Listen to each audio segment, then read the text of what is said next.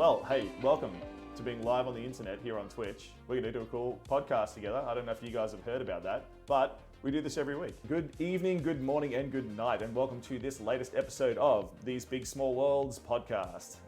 So, first up, I want to welcome to the stage our first act. They are up and ready to jam with our live audience. Smoke and flares shoot up from the front of the stage as the music builds and the spotlight drops onto the amazing Dan Lewis. Woo! Cheers, go! Say hi to chat, Dan. Hey everyone. Excellent. Thanks for joining us. Excellent, excellent. And tell us a little bit about yourself, your experience, all the amazing things that you do, what projects you're working on, and where people can find your tunes. And while you're doing that, I'm actually going to drop a link to some of Dan's and Andy's stuff in the chat. Yeah, awesome. Well, I've been a full-time musician for about 7 years. I write my own music for a band called Lucid Safari, which I front, and also play guitar in another band called Juno. And as I said, full-time covers musician. I've played pubs, one of which is where I met the wonderful Nick. And I think, Andy, did we meet at... No, we didn't. We met at a work Christmas party, so that was different. But yeah. I actually don't remember, dude, but yeah. Yeah, it's either like... I think it was one of Chris Dillon's things. But yeah, so those are the things I do. That's awesome. That's really cool. Oh, well, yeah. Welcome to These Big Small Worlds podcast, Dan, the podcast which is about finding interesting people and talking to it. I do different stuff every week, which is great because then I never run out of content. There's always something else to cover. So, welcome. But not to be outdone, this battle of the bands has kicked into high gear because on the second main stage that you didn't realize was there at this music festival of the internet, the house lights go down, the speakers are turned up to 11, and the crowd goes wild as our second guest, Andy Ellem, appears on the stage. Crowd goes wild. So if anyone in chat wanted to know about your experiences or see what you're all about, Andy, where would they find you? Where would they listen to your music and your tunes and find out about who you are? Yeah, so, well, I mean, I do have some music on Spotify, but it's from years ago. So I guess just jumping in the deep end, like I've been doing the cover scene of music, so weddings, events, venues and stuff like that for, we'll be going on 7 years or something now. I've treated that as an apprenticeship, and now's the time to pivot. So just jumping into the recording side of things, putting together a bit of collection of session musicians and do the band thing. So exciting things to come. But maybe don't check the Spotify because the songs are pretty old. That'll be the only time in my life I'll say that. Okay, I've got the exact same rule for my older YouTube videos. If you want to see my progression as an editor who is self-taught, just start at my earliest YouTube videos and then just work your way forward, because my new stuff is like much better and much more watchable than my old stuff. So I totally agree. But look, sometimes, Andy, the stuff that's sitting there in the archive can bring you some nostalgia as well. So don't 100%. Don't be afraid of that. Well, one of the songs on there will get re-recorded. So good songs just need to be packaged better. Nice. That's how I feel about my YouTube. If you don't look 100%. back and cringe at your old creations, that means you're not growing, you know? So true, it's a good true. thing. Well, we're nothing if not cringe around here at This Big Small World. So I love it. We'll do what we can. Yeah. I did a cocktail dance in a short on YouTube once, which was very excellent. So it was nice. Cringe and hilarious. All for the streams. All for the streams, mate. All for those YouTube algorithm gods. Listen, welcome to our guests who are now here on the main stage, and thank you for being here, chat. All of you who are here now, all of you who will be here through the live stream, and of course that watch it on the VOD afterwards. We've also got YouTube in the future and podcast listeners. If you are on YouTube, please, I applaud all of you for liking, subscribing, commenting. What's the other stuff YouTube people do? I can't remember, but you guys know because you're on YouTube. So please definitely, I really appreciate it. The YouTube is building. I love you all out there, and podcast listeners, thank you very much. But first things first, we know it's the most important part of the show. It's why everyone tunes in. We're going to talk about what we are drinking or eating here. It is a food and drinks channel, so I couldn't go food and drinks without drinking or eating food. So for me, I'm actually trying a beer that I haven't tried before, which I have known about for a while, called Voodoo Ranger IPA. So I don't know if anyone's tried that. Very nice beer. It's very big. I'm just going to put that out there. as a self-professed beer expert, this beer is very big. Lots of bitterness, very full-on flavor, but quite fruity as well. So not one you would start someone on if it's their first time trying beer, please. But this one, if you are a beer expert and you like IPAs, this one is a successful blend of the fruity and the bitter characteristics. And it feels very, in traditional IPA fashion, very frothy, very smooth foam. It's very nice. So that's me over-analyzing beer. Dan, did you bring anything to eat or drink you want to share with chat? Yeah, sure. I don't know if I want to share it, but I went for the trashiest route possible. Yeah. I have a premix rum, Bundaberg rum, that was given to me. You know, there you go. Nice. That's presentable. 2022 vintage, I believe. Yeah. Yeah, let's call it vintage. And I have a bowl of grapes, which I've already tucked into. Some salt and vinegar veggie chips. Buffet. And some dark chocolate, because, you know, I'm treating myself. That's awesome. That's my night. I also got to say, I like the artwork on the beer can. I think that's really cool. No, like, I'm not going to lie. I'm the sort of person that goes to a bottle shop and is like, I've never seen that before. I'll try that. I go to a bar. I'm like scanning the bar. I'm like, right, that beer. Never heard of it. Give me a schooner. So yeah, look, Nice. I'll hold this up so everyone can see. Look at the cool artwork here. I love cool artwork on beer now. Yeah, it's definitely a thing. I love that it's like, look, the beer market is oversaturated, but I love the artwork we get out of it. Hell yeah. Hey, welcome to chat. Love Grove Music. Dad is disappointed. Oh no. Interesting. Josh Lovegrove, how are you doing? Hey, just to show my utter ignorance, Nick, I can't see your video, so I can't see your beautiful beer collection. You can't. Wait a second. No. If you jump onto my Twitch channel, which I should be able to send you here. Let me flick you that. Let me flick you that in our secret squirrel message channel here. If you click on that and mute the tab, because otherwise I think it'll come through potentially on your speakers twice. But hey, that's the joys of the internet. But if you click on that, mute the tab, you'll be able to watch along, and obviously you can hear what's happening because you exist here in our little pocket. Gotcha. Yeah. Okay, cool. I feel more connected now. Yeah. Okay, cool. Sorry, I didn't realize that was happening. But that is fine. We're all about doing cool things here and making sure that we can all see what's going on. So Dan's bought the 2022 vintage of Bundaberg rum. If you guys do not know, Bundaberg rum is the epitome of Queensland rum. It is the first pour in basically every bar. And in fact, side tangent already, I told you this would happen. Really, really funny story. If you guys want to win an argument in a bar, just tell people that in Australia, Captain Morgan's is not rum. I kid you not. You go look at a bottle of Captain Morgan's. On the side of the bottle, it will say spirit-based drink. Now, Really? I kid you not. I love that. I kid you not. The reason is Bundaberg, right? So Bundaberg rum was Australia's rum. They set the standard for what rum had to be, okay? And I think it was 38%, which Captain Morgan falls below as an alcohol by volume percentage. Legally can't be called rum in Australia. That's hilarious. That's Australians for you. Go have a look at the bottle shop next time you go, right? And just have a look and see if see what the bottle says. It'll say spirit-based drink. There's a couple of other ones that fall in that trap as well, but Captain Morgan's is like the big one. I'm pretty sure Sailor Jerry's is 38, and so it does classify as a rum, but it's funny. All because Bundaberg said, nah, 38 or nothing. It's at that time of the night already, Dan. Yeah. It's that time of the night. So I need to preface, I'm only drinking these because they were free. But and I'm about to disappoint Dad in the chat here again. Yeah, okay, deal. He's got one of these as well, but Yeah. this is my official endorsement. Nice, Okay? nice. Sailor Jerry tattoo. Sailor Jerry all the way. I promise, Andy, we will get to your drink as well. But I have another tangent I want to go on.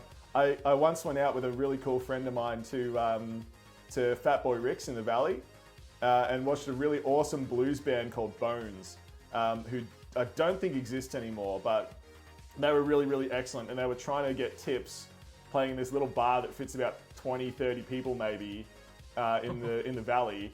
And so me and my friend gave them $50 each because they wanted to go get tattoos of the band on their arms. So they literally, we went across the road with the band and they got tattoos all matching. So that is perfect. Tommy, I love that. I'm so here for it. Tommy was excellent. He's such a cool dude, and he's doing other stuff around. I'm pretty sure he's written a book, and he's doing all sorts of like other cool things now. But man, their music was cool blues, like really nice. Tasty.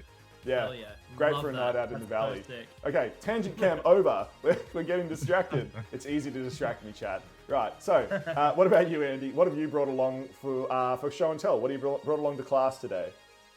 So same shelf as Dan's liquor, but Excellent. a little bit of Drambuie, Drambuie. written backwards, I'm assuming, for the fancy stuff. And to match that, you've got to have nothing but the Coles brand soda water. The finest nothing black but and top white shelf. soda water, top shelf. That's it. It all tastes the same. does, But then we that's got some chocolate chia seeds.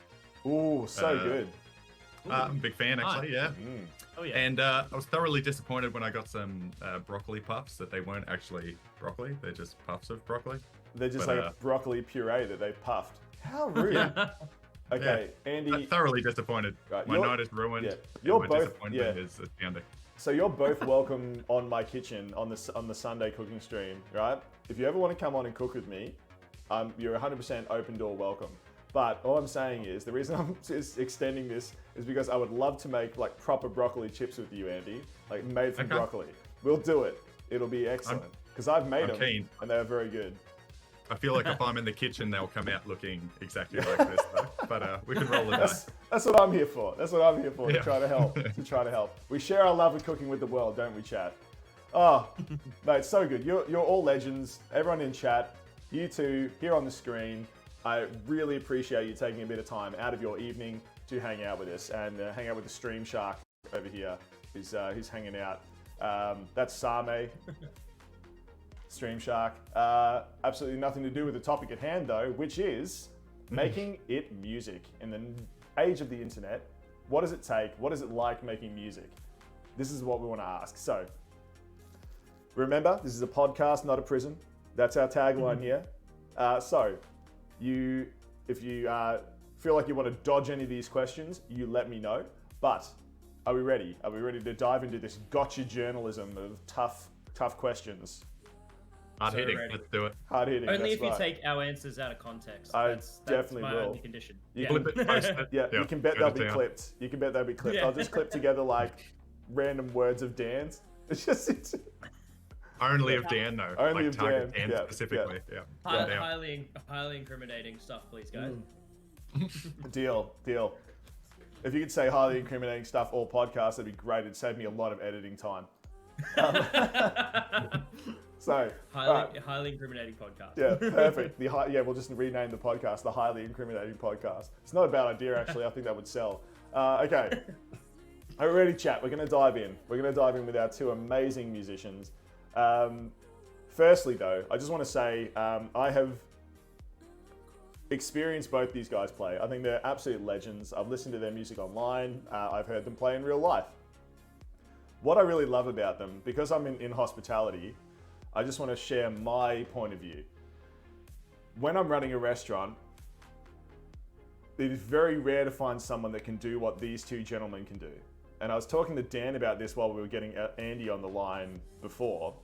So this might be a surprise to Andy, but Dan knows what I'm about to say. Here we go. Yeah, they are both really good at a really specific thing, which is gold for someone running a bar or a restaurant, right? If you focus on either of these guys playing, you realize just how fucking talented they are. They are insanely good at what they do, okay? But if you're not focused on them, the music is completely ambient. It doesn't degrade your night. It doesn't break the restaurant vibe. So it feels like it could almost be recorded music, but when you actually watch them, you get engrossed in it. So it fills both those roles of people who are there for the live music and people who just want to enjoy a night out and hang out.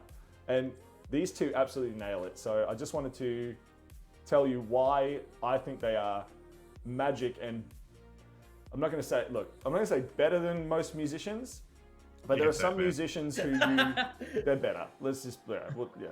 There are some musicians that are fine. They're just ambient, but you can't watch them, right? They're boring to watch. There are some musicians that if you focus on them, they're amazing to watch, but it's difficult to just have a quiet conversation nearby. These guys match both. Fantastic. So that's why I just want to put that out there. So, Right. I appreciate it, man. no Kind problem. words. No problem.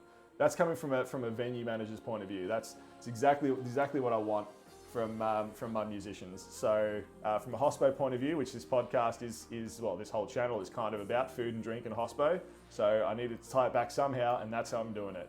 Okay, Andy, you're in the firing line. You're up in the top shelf here. So, I'm going to ask you the first question, and then we'll switch over to Dan. So, first question. Let's learn a little bit about each of you, right? What you're all about. How would you describe your musical style? And just tell us all a little bit about how the music you make and listen to defines what you play. yeah, gotcha. Nice, easy question.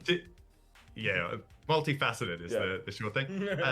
I don't know, like I find typically my answer to that is come to a gig, and if you've got a good description for it, let me know. Yeah. But the easiest thing would be like alt folk, I suppose. Like there's the heart of folk with a bit of a contemporary kind of glisten over the top. But Nice. yeah, I'm looking at trying to take a tangent at the moment and filling it out with a bit of a band thing for bigger shows. So get the energy that you get from a kit and the bass, and solo music's a beautiful thing, particularly when you're live looping, but having that energy on stage is that little bit on top. Hell yeah. Yeah, man. But yeah, like, what was the other part of that? So how does the music that I listen to affect the music that I play? Yeah. I listen to very different music to how I play, Yeah. typically. Like I grew up on Metallica and got into all the gangster rap and all that kind of thing in my early 20s. Yeah. So I don't know, like I think I really appreciate eloquent, quick lyrics. That's kind of the thing that I like most in music. And I see the rest of it as a way to package that story or package that energy. So you just grow and develop in that, and yeah, different colorings of different influences. Like a band I've been listening to at the moment, Old Dominion. So country band. I've never liked country, but the last couple of weeks, I'm starting to get a country sound. So it definitely has an influence for sure. Nice. That's so cool. Because I personally, I find I'm really extremely varied in what I listen to. And I was in pretty unsuccessful bands in high school as a singer. Okay. I can't sing as well as I used to be able to. I would rate myself as like slightly above average now because I just stopped practicing, and I'm not like, it would take me years to get back into it. But I really respect like that creative process where I still listen to music, and I have the music in me, and I can tell like that it's affecting the way like I would make music if I could. So that's why I wanted to ask this question. And Dan, what about yourself, right? So if we switch over to you, like how would you describe your musical style and the music that you make and listen to, how does it define what you play? Yeah. So the music that I write is quite different to the music I perform on a more regular basis for work. I'd describe, like, for lack of a better word, I'd probably describe it as like stoner rock, kind of reggae rock kind of vibe. That's kind of what I'd say. I've been branding it lately as like dream rock because how the hell do you define this? Yeah, stuff? nice. it's so tricky.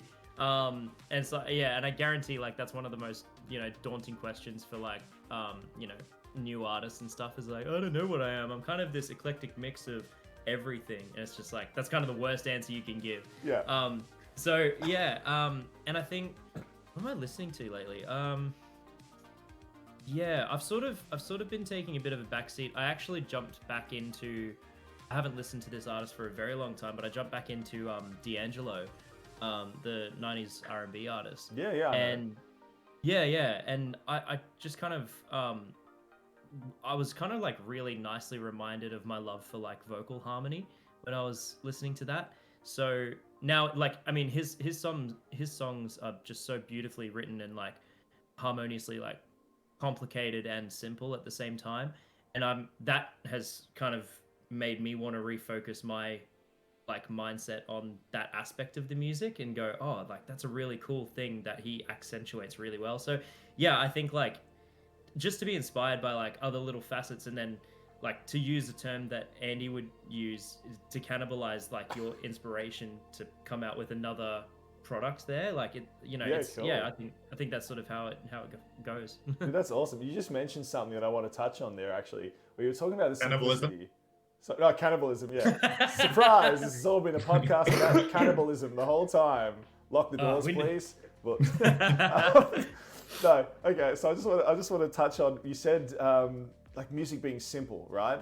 Something that I used to point out to people all the time that I found really astounding is some of the best music in the world is just simple and great. And the two bands I flagged for this, and you guys feel free to either agree or disagree with me here, right? First one, Nirvana, right? There is nothing complicated about their music, right? When you listen to it, it is just really basically well-written, emotional grunge. And they're not trying to be complicated, they're not trying to be fast, they're not trying to be over the top, but they just nailed it.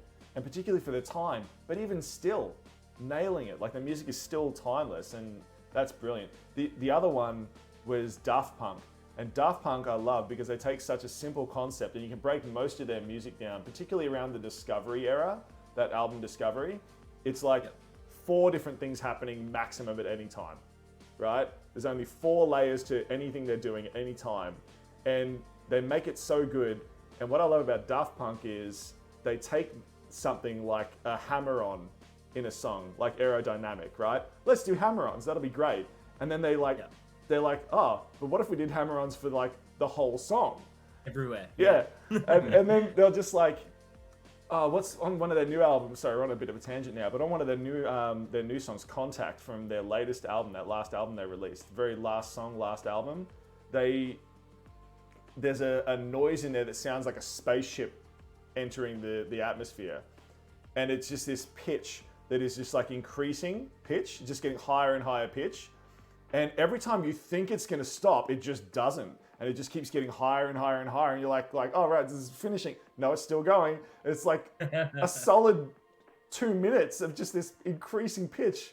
It's like no other band could get away with that. They just definitely builds the tension. Oh, yeah, but such simple music, but so good. So yeah, I agree. Sorry, tangent Cam. Yeah. Oh, I think you're right though, like because there's this beautiful artistry and simplicity, but and although they are simple ideas, I think maybe Andy can relate to this as well. Like you're often getting in your own way when it comes to these ideas because, like, I don't know, classic overthinkers are going to overthink, and then artists are going to overcreate, and then it's just like, oh man, like you don't need to do all this noise. Like this fundamental idea is like strong enough on its own, you know? Yeah. Yeah. I was also going to say with that rising pitch thing, I can't remember what the phenomenon's called, but I learned something in uni where there's this pitch that perceptively it sounds like it's rising, but it's actually the same pitch the entire way through. That's cool. It could be that, and I was like, that's kind of, yeah, that's a sick like use of acoustic phenomenon in a song. That's rad. Hey, that's awesome. That is so awesome. Oh, yeah, dude. yeah. No, I love it. All right, question 1 off the bat, and really, I'm really keen now. We've gone deep already. There's like 7 tangents on one question. Super good. Okay, so then if I go back to each of you, let's stay with Dan, and then we'll switch back up to Andy, right? Yep. So who or what do you feel has been your biggest inspiration in music, right? I know it's like picking your kids, favorite kid, favorite pet, whatever it is. Could you pick like who or what has been that biggest inspiration for you? Yeah, kind of instantly. Nice. I could say it for Dan, I'm pretty sure. Yeah. It's just and I'm gonna regret it as soon as I say it. But Josh Lovegrove, one of my best mate, and who is currently present in the chat. Nice. He definitely shaped a lot of not only like my career, but like my outlook on music and how things things can work. Yeah, he also led by example, and I think that's a really cool thing because we're in an industry of a lot of people talking as loudly as they possibly can to be the most interesting person in the room. So the people doing it for the sake of doing it is kind of a rarity, and yeah, I think Josh sort of led by example and kind of really helped drive my career. So yeah, it's kind of like there's no real hesitation there. It's yeah, Josh definitely inspired me, like one of my biggest inspirations for sure. Thanks, Josh. You legend. Yeah. Where are you in the chat, Josh? He commented. He's out. Dad is disappointed. Yeah, he came in. I'm assuming that's Oh, has he left gone? music. Yeah. Probably. Probably. He dropped the mic and then dipped. Dad is disappointed in your Bundaberg rum. Drops the mic. Yeah. Excellent. It's about the reason. Yeah. Welcome It to is live bad. streaming, guys. People drop in and out all the time, so it's never boring. There's always new people coming in. Andy, what about yourself? Like, if I go back to you, follow up to question one, like who or what do you feel like has been your biggest inspiration in music? If we're talking artistry, I think that's a different thing. But I will say one thing for Josh, analogy I've used before that if you guys have heard of the 3-minute mile. Yeah. So the amount of time it took someone to run a mile in 3 minutes, it took decades and no one achieved it, and it was never possible. And then once someone did it the next year, I'll make up a number, 11 people did it the next year. Yeah. So seeing someone achieve something, it shows that it's within grasp. So like you strive for more things and whatever, and that's been a beautiful thing through Josh. But as far as like artistry and sounds that I strive for and like lyrics and just feel, one of which has only happened in the last couple of weeks, but the other of which would go back, I don't know, maybe 4 years or something. Dermot Kennedy has been a big thing in like lyrics, like an ambient but energy sound that he drives through, Cool. and like a beautiful, clear, pristine production. But then the last of which, Old Dominion, so a country band, one-man band. I don't know if you guys have heard that. It's like a wedding song. Just so good. And some of the lyrics are like the best lyrics I've heard this year. Just beautifully packaged. So yeah, I'll be buying myself a cowboy hat, and things will change. We'll see you at CMP, bro. Yeah. Yeah, I'll be there. Yeah. Hell yeah. Love it. Yeah. Oh, dude, that's awesome. I'm glad. Right, so now those first two questions, expertly crafted to find out a little bit about what defines each of you, and just dig a little bit deeper into the souls of Andy and Dan over here. I think it's a good place, right, to start like the tougher questions, right, and get a little bit like deeper into what it's like being a musician.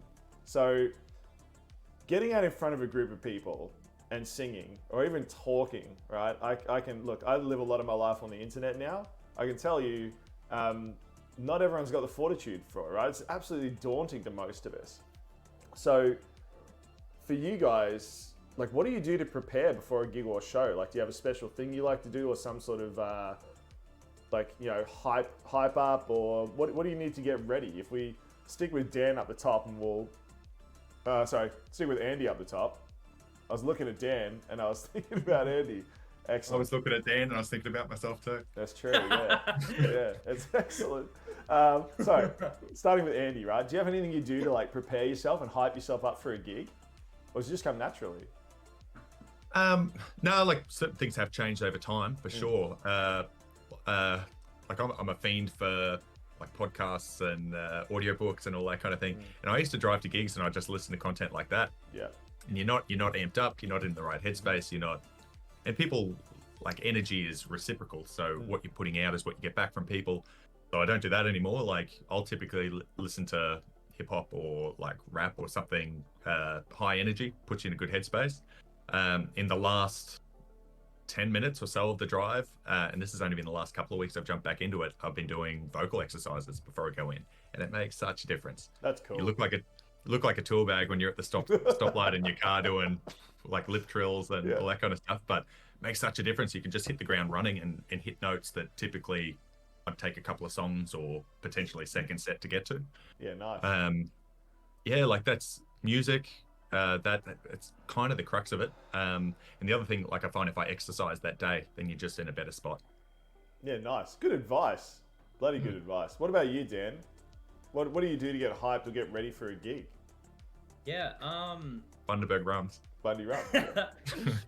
That's actually funny. I've gone through a lot of like different rituals. I think I'm one of those people who's susceptible to look for patterns in like successful like outcomes, or what I view to be successful outcomes. So when I've had a good show, sometimes I'll retrace my steps and go, okay, like what kind of led to that situation? And like the reality is like that is such a changing thing.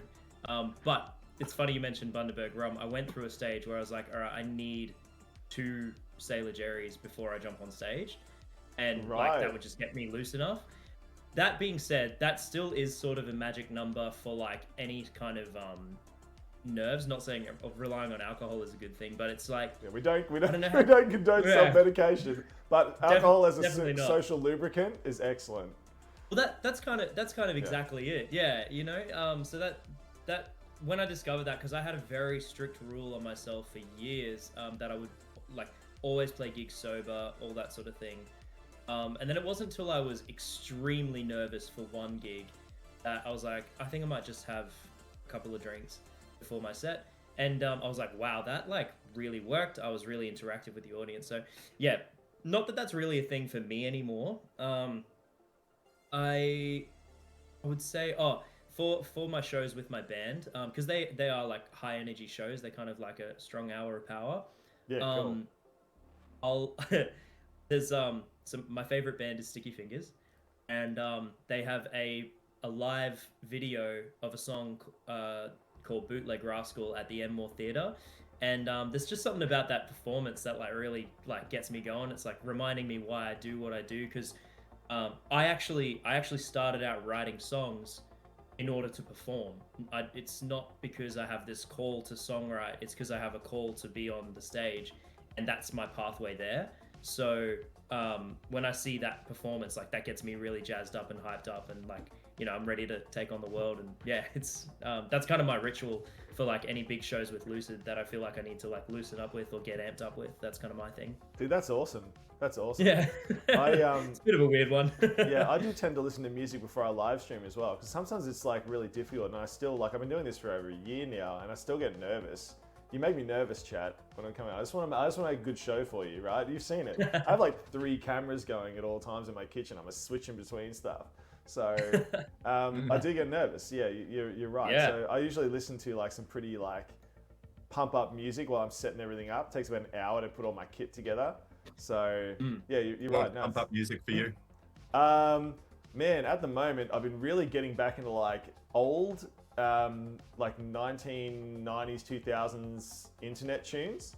There was a guy called Tristram. Hold on, let me find out what the name is. excuse me, everyone. So Tristam, Tristam. I know nothing about them except that they make amazing like early, I'd say middle internet music, and it's just like pump up EDM style stuff. There's a producer called Gexor that made one song that I really like, which is again that like EDM internet style, like it really feels Nice. like those internet meme videos. Yeah. But it's like a banger sort of dubstep style stuff. And honestly, I really, really like more normally Manchester Orchestra. Really cool. There's some cool stuff that they play. I've been listening to a lot of Bring Me the Horizon. That's nice. like, yeah, like a huge one of mine. And then there's something, I'll just look it up on my phone.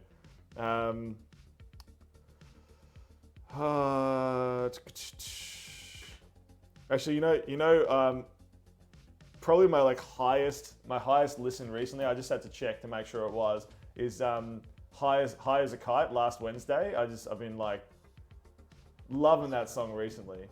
So Yeah, right. yeah, I love the lyrics in that song are excellent. They just like fill me up. I don't know, it's just something about it. It just like fills me up with the potential of them. You know, it's like such a like, and I think it's the cadence of it as well, right? The way that they sing it, and it's just like that, like da da da da da da da da da da. It's just like really like punches at you. So really good, really good. I dig it, man. Yeah. Yeah. Anyway, that's a cool selection there, man. I really like that. selection or like random songs. Just a bit of a spread for sure. Yeah, it definitely is. You know what I find? Let's go on a tangent here, and you guys, I want you to answer this too. What's interesting for me is there's very few artists that I'm like sold on, and I'm like, I love this artist and everything they do. And in fact, Lucid Safari, just giving Dan a bit of like, you know, a shout out here. One of those bands that I like, I've loved every single song that has been dropped by the band that, you know, Dan fronts, Lucid Safari. Shit, thanks, man. Oh, that's so sweet. No, but they're excellent songs. Most of the time, though, I like 1, 2, maybe 3 songs by an artist, and the rest of them I'm just like, yeah, I'm not really digging it. So I tell Typically people, the way, yeah. I like songs, not necessarily artists. It's the same with movies. I like movie characters, not necessarily actors. It's that sense. So I'm into the art, not the artist so much. And it's not because I don't like the artist who's making it. It's just because that's how my brain works. So it gets... I'm the same, man. Yeah. It gets frustrating when YouTube's like, oh, you'll like all these songs. Like, no, I just like that one song by that artist. Stop recommending me all this other stuff I don't like. But yeah, so what do you reckon, Andy? Is it like the same for you then? Yeah, like I'm not really one to follow the musicians that I like on social media and see what they're doing. And I think, I don't know, I'm one to separate the art from the artist. Yeah, and I want to buy a record player in the coming years, and they'd only be like, I want to get it for the purpose of listening to albums from start to finish. And I can only think of, I mean, there'd probably be 5 or 6 or 7 records, of which Delirium would be one. Oh, you sweetheart. I've been waiting for that record for a long time, man. But we're actually going to order some more soon. It's actually going to be happening, which is so sick, actually. So good. Okay. Hey, Smurf in chat says they're the same way with music as well. So Smurf is excellent, actually. I hear you, man. Yeah. If you guys assuming, are on, man. Yeah. You guys are on. So Smurf is a young lady. I think Smurf, is that the correct? That's I assume. Wow, Andy. I believe no. I said ma'am. Let me think. We just had Smurf was actually on the podcast last week. She's one of the artists that we interviewed. Amazing, and you guys are on the Discord now. So I just posted. Smurf did her first YouTube video. She's playing Terraria. It is hilarious, and I loved it. So shout out to Smurf on this podcast. Oh, huge. But it was very, very funny to watch. Excellent editing, way better than mine. I loved watching it. So if you want to like support Smurf and watch a very funny video of someone playing Minecraft, not Minecraft, Terraria, playing Terraria, it is very good. So just to embarrass Smurf there for a second. What about yourself, Dan? How do you feel about like artist versus art? Yeah, I think culturally it's really important to separate the art from the artist, especially in this day and age. Like, how many people get cancelled? Like, well, that's literally what I was gonna say. It's like, if we're gonna talk about cancel culture, like, you know, everyone's favorite artist is gonna suck.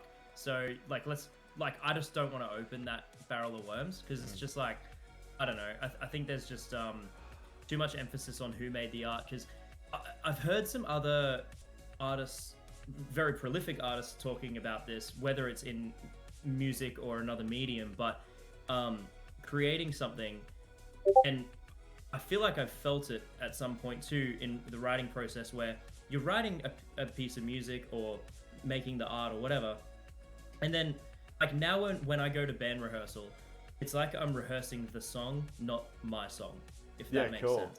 Yeah, and so like I don't know. I feel like there's some sort of weird point where it stops being the artist's like ownership. Yeah, it belongs to the group, the collective. It just exists. It just exists. So yeah, That being said, I'm kind of one to dive into creatives that I think are really interesting, because like I don't know, I think they see the world very differently. A good example of this, there's a wonderful artist and barista on the north side. He has a coffee business called, I think it's Honey Badger. Or I'm yeah, gonna check it out. Send me the link because I don't know. I will. Yeah, those of you who know me, and I've talked about it before on stream, I have it's so my wife and I basically go to a different cafe every single week. Oh well, he's got a coffee van, Oh, cool. so All right, he travels around markets and stuff. I'll chase him down. Yeah, Dude, it's nuts. What have I got? So I've done, some of them will be for other businesses, but most of them will be for coffee shops. I've got like over 1 million views on my Google Map reviews now. It's insane. I've got like over over 1,000 places that I've reviewed. It's pretty crazy. So, oh, that's sick. I love that. Prolific. Anyway, so keep going with your story. Sorry. Oh yeah, no, just an example of like an interesting artist. So his name is Jeremy, and he goes by Jerive. He's French, and it's J-E, and then next word R-E-V-E. And he actually did the first single artwork for Lucid Safari. Oh, nice. And that's cool. Yeah. And I didn't even think of that until I got to that point. But anyway, he strikes me as a really interesting thinker. The way he looks at the world, like when you're having a conversation with him, there's some thoughts that feel so abstract, and then you hear him explain his train of thought, and you're like, wow, like I never would have thought of the world that way. I like to dive into people that are like that think that way and that are kind of different. So as far as like following music, if I like music by an artist, generally I like what they're doing, as like apart from the one song and stuff. So I'll kind of dive into their whole catalog. That's cool. But that's but it's not like, you know, there's not a right or wrong way to like music, I think. That's true. That is true. Yeah. you know what gets me all the time, and this is something I don't, and I'm not trying to be like special here, but something that really drives me all the time is I cannot physically understand how people get, if any, like how people can get so offended by, oh, you don't like this thing I like, or oh, you like that thing. Like it doesn't affect you at all. Like just for me, everyone is an individual, right? I have a lot of trouble mentally grouping people together. So I see everyone as like an individual thing. So I have no problem with people just liking what they like. As long as you're not hurting anyone, go for gold. So I think you're right. There is no right or wrong way of liking music. And it's, I think it's detrimental to gatekeep and like say, oh, you can't like music that way. Or how could you like that person? Or absolutely preach. Oh, I'm so here for that. It's like, you know, everyone's got different taste buds. Just enjoy what you like and be cool for that. Cool. Breezy. Some people make their identity. Sorry. Welcome, Breezy. Yeah, some people make their whole identity the music they like, and that's when they start to get egos and things around it. Yeah. And Ella. Hey, welcome. Ella, welcome. Ella's one of our mods. Ella is the emotional support wolf of the internet. She was actually, she has a great VTuber in my kitchen recently, and we made brimstone bread, which was hilarious. I need to ping Discord because Twitch never tells you I'm live. I'm sure I understand technology. I think my Discord, like no one knows what's going on. I like type stuff all the time and it's just crickets for hours and hours and then someone will see it. Okay, Ella, I'll need your help later. You tell me how to like ping so everyone in my Discord hears things and I'll figure it out.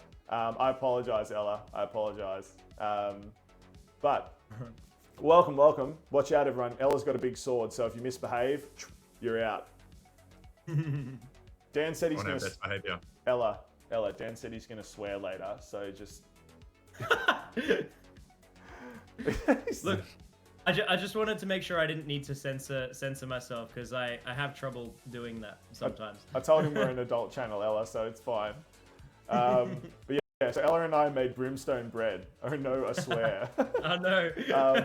So we made brimstone bread, and the catch was that she had the recipe, I had the ingredients. She had to tell me how to make it. It turned out excellent. If you guys go into the go into the Discord and have a look at the, I'll share the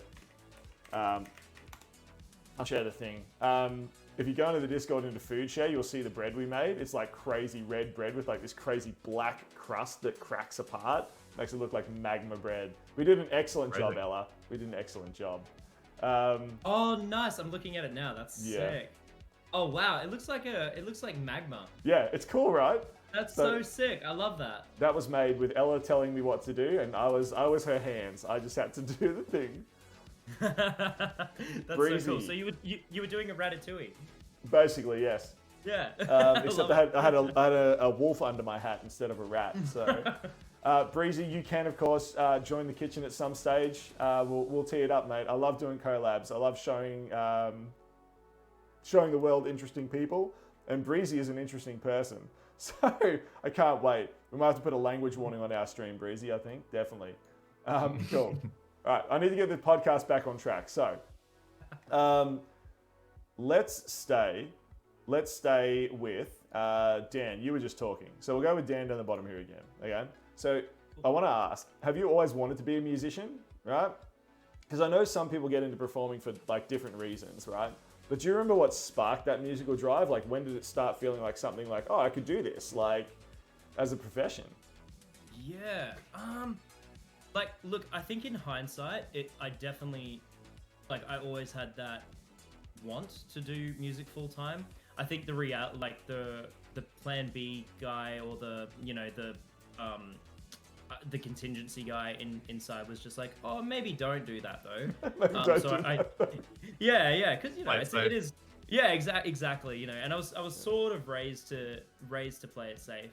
I think they call that imposter syndrome. I got that. Yeah, well, it's a thing.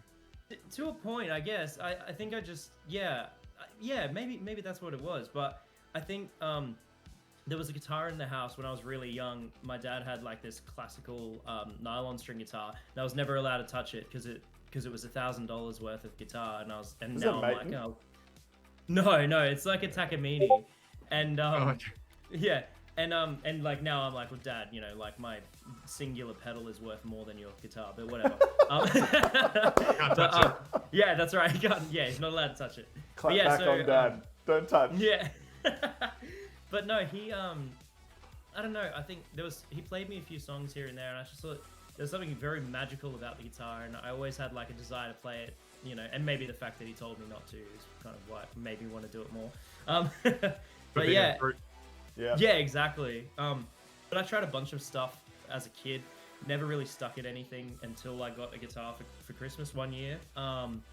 And yeah, to my parents' surprise, like I stuck with it.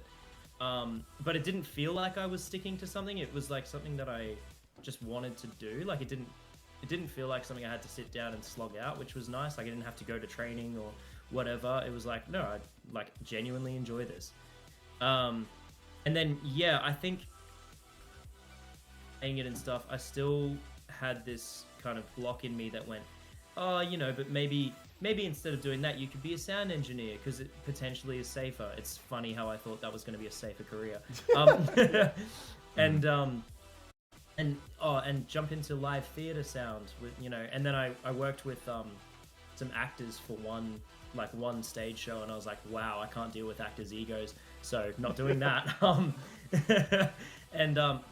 Yeah, I kind of fell into gigging out of necessity because I was working at a music shop part-time, and I said to my boss, I was like, hey, like I need some more hours here, and they're like, look, there's nowhere for you to move in this. Oh, my lights have gone out, must be 10. Yep.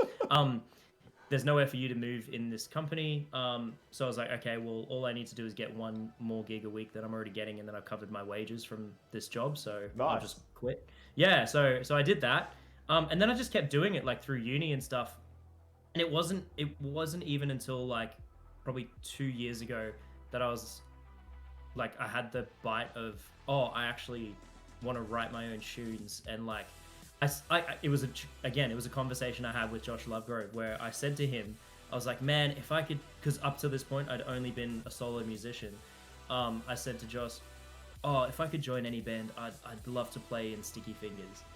And he was like, dude, like you don't have to join Sticky Fingers to play in that band, And I was like, oh fuck. And then I don't know, I wrote the single for Lucid Safari the next day, because I was just so hyped off that conversation. And then it was like, oh no, I love this. Like, yeah. So long story, but that's where I kind of found the joy for original music. That's awesome. And I apologize for dancing through your entire answer there, but Ella did redeem Dance Nietzsche, so I had to do it. That's the joys of Twitch. They can make me do whatever they like. So I was dancing. I didn't want to question it. Oh, it was in the other window. I didn't even get to see it. Oh, no. Hey, well, just more incentive to watch the video back. So what about you, Andy? Like, what have you always wanted to be a musician? Like, what sparked it for you? What was like the defining moment? Do you remember what it was? Yeah, it definitely wasn't from day one. That's for sure. So like I left school and I did a psychology degree. So 4 years of study. After that, the plan was, I'll give you my life story in a couple of minutes. Yeah, cool. Graduated uni and I thought, who wants to go and see a 21-year-old psychologist? Oh, no. I'm dancing again. If you guys want to participate, you just go. You can dance with me. I'm a better musician than I am a dancer, so I'll finish this part first. But yeah, so thought travel for a little bit, grow up a little bit. So went over to South America, backpacked from the bottom of South America up to the US. That's cool. About 2 years. Picked up a guitar when I was over there, and then just staying in backpackers and hostels and stuff. I was like, oh, people actually quite like it when I play music. You keep getting asked and spurred on, so you got a captive audience and use that audience. I thought I'd come back. When I came back, settled in, put down roots a little bit, did the covers thing, but it wasn't paying the bills. So ended up teaching in a high school for a little bit, and then music's, what's it been? I'm going to say 7 years or something now. Music's paid my bills. But I've kind of, because I was somewhat of a latecomer to that, I've treated these early years as a kind of an apprenticeship. So get the skills together, really focused on my production skills the last little while and improve the vocal dexterity and all of that. And I'm at a point now to pivot and really pull the trigger and do a Dan Lewis and just do this one. A Dan Lucid. The Dan Lucid. Yeah. That's your new name. All right, so everyone just forget what I said before. Our guest down the bottom here, I can point, is not Dan Lewis anymore. It is now Dan Lucid. So I love it. Freudian slips. That's right. I think I called Andy Dan before. I called Dan Andy something. My God. Smurf's asking a question ahead of time. Do you guys ever live stream your music gigs? Not yet? Not yet. Yeah. But hey, I think they know a guy now who can help set that shit up. So maybe. Back in the day, one of Lucid's first performances, we had like 200 followers on Instagram, and we played like a 4-song set, really short at the Sound Garden, and I was like, I'm just gonna throw up my little Instagram story thing up there, but then I never checked it because like in the adrenaline of it all and everything, I just grabbed my phone and closed all my apps, and I was like, oh crap, okay, I don't even know what happened there. No, that's cool. But it's something I would really like to do. It's actually something I'd love to set up for Lucid because I would love to build more of a community for our music and for our fans to engage with us, and like just try and bridge that gap because I'm not as active on socials as I'd like to be. So that would be a really cool thing. It's tough. Yeah. I know that question's coming up. It is coming, yeah. Let's not jump the gun there.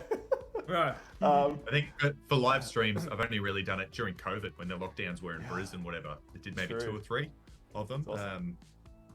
And yeah, it's its own beast. That particularly if you're not playing to an audience as well, you don't get as much of that engagement. So well, now you've got Twitch where there's a bit of engagement going on. So you've signed up for Twitch. Like I said, it's this afternoon. Yeah, look, hit me up. I'm happy to help either of you guys set up that stuff. I'm not the most expert, but there is people in my Discord community who are better. They could help you out probably more than I could. But musicians just playing and like while they're practicing anyway, just turning on a camera, turning on the computer and just streaming it, there is a big market for that out there. There's a whole... Wow. Hold on, let me tell you. Let me. I'll do this thing properly. Let's go back to Twitch. Hold on, where's Twitch? Where's the thing? I'm a bit of a perfectionist, man. I don't think I'd stream the practice if I'm honest. But that's fine. That's fine. If I go,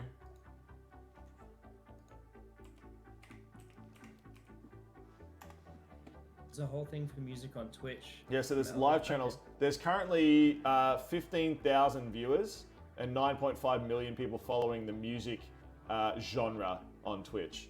So, Wow. Yeah. Tell them to come here. Yeah, hurry up. Jesus Christ. What are you doing? Where are ya? Where the bloody hell are ya? It all blew up with COVID. Yeah, Ella's saying there's a whole thing for music on Twitch. It all blew up with COVID. Yeah, it's right. Makes sense. Look, we got Ella's here. That's We the see main. you, That's Ella. the main one. Oh, Breezy, drink up. All right, everyone, drink up. Breezy's redeemed drinking. Cheers, Breezy. I'm drinking a Voodoo Ranger IPA, so good beer that one. Good beer that one. Oh, all right. So let's go next question. Okay, this is actually leading straight into this like whole COVID thing, because in the last like little while, obviously, like a lot of industries, musicians are really transitioning into a gig economy. I mean, like musicians were already kind of a gig economy, like one might say the original gig economy. But how do you guys feel like technology has shaped the way that you book gigs? Is it like for the better or worse, or is it both? Right? Because from my point of view, just sharing with the chat, I used to just book these guys through an agent or directly, and now I book them through an app, which was a little bit of a nightmare to negotiate at first. I think Dan will probably remember because we went through it at the same time, because he was like my go-to musician at the time. But yeah, I think, Dan, were you the first person I got back after COVID lockdown? I think you were. You were. Yeah. Man, Yes. I actually owe myself and my landlord owe it to you for paying the bills, because like you're the only reason I was afloat at that time. Oh, dude. Yeah, man, it was so rough. Hey, like, it was not charity. You play fucking excellent music. So Dan, Thanks, Dan, man. as soon as I was allowed live music again, Dan was the first person I called. So, You sorry, didn't know me yet. I didn't know you yet, Andy. I didn't know you yet. That is true. You booked me for a few weeks in a row, which was so sick too. Because like obviously venues like to keep it fresh, so it's nice that you're willing to go out on a limb like that for me. So I appreciate you, brother. Much love, man. Much love. Yeah, Big back love at heart you, there dude. for you. Right, so I did ask a question that I then hijacked. So, Sorry. if we go to Andy first, right? What do you feel about the gig economy for music and how technology has changed that? Is it better, worse, or both? And what's your opinion on it? I'll give a boring answer and say it's not really better or worse. Like it's just another avenue. So for myself, I'm pretty slack on the socials.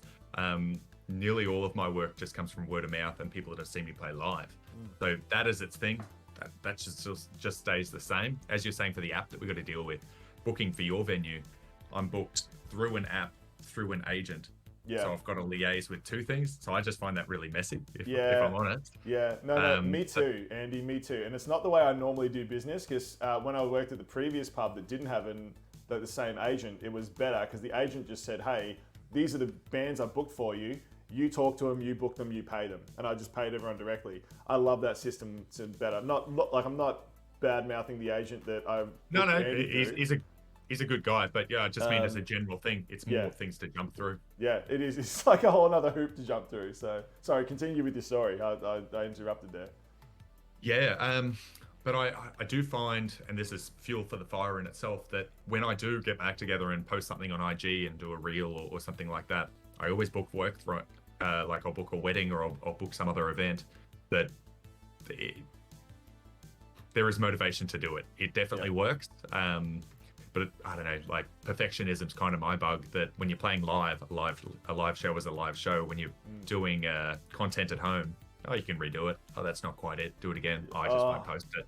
That's kind of the system that I've fallen into. I'm an amateur writer as well. Like I've written a few short stories and stuff over my time. And they're okay. They're pretty good. I'm happy with them.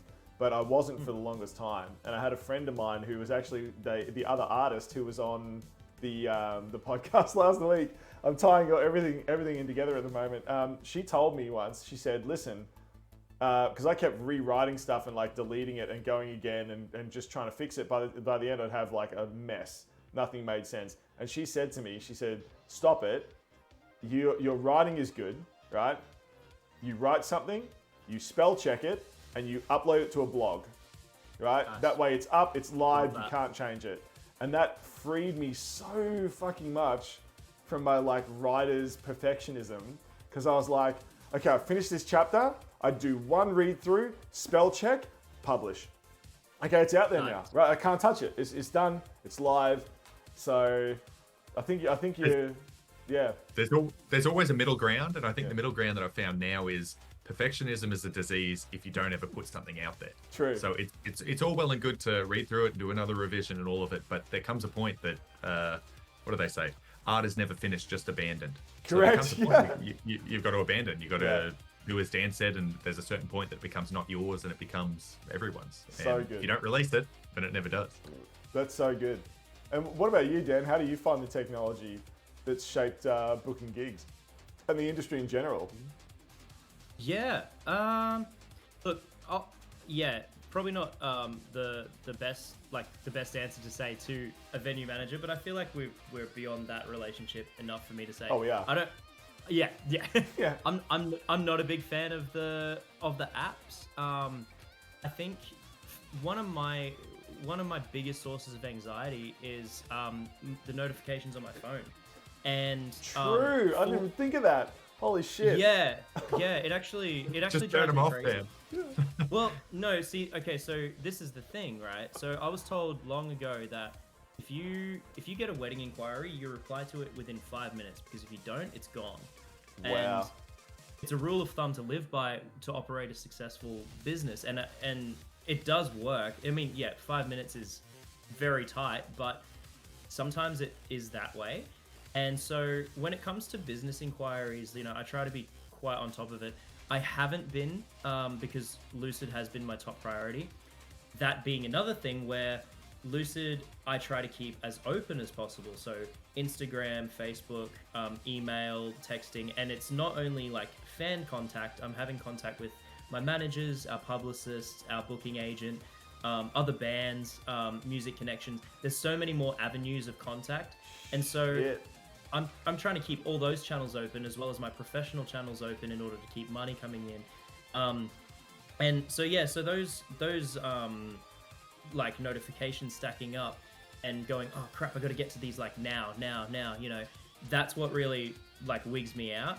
And one of my biggest complaints about like the Facebook Messenger app is that for the longest time I couldn't sort by unread, like I couldn't filter by unread, because I leave it unread as a reminder to get to it. I do that too. And and so my friend showed me how to do it, and I tried, and it worked for like 3 weeks, and now I can't do it again for some reason.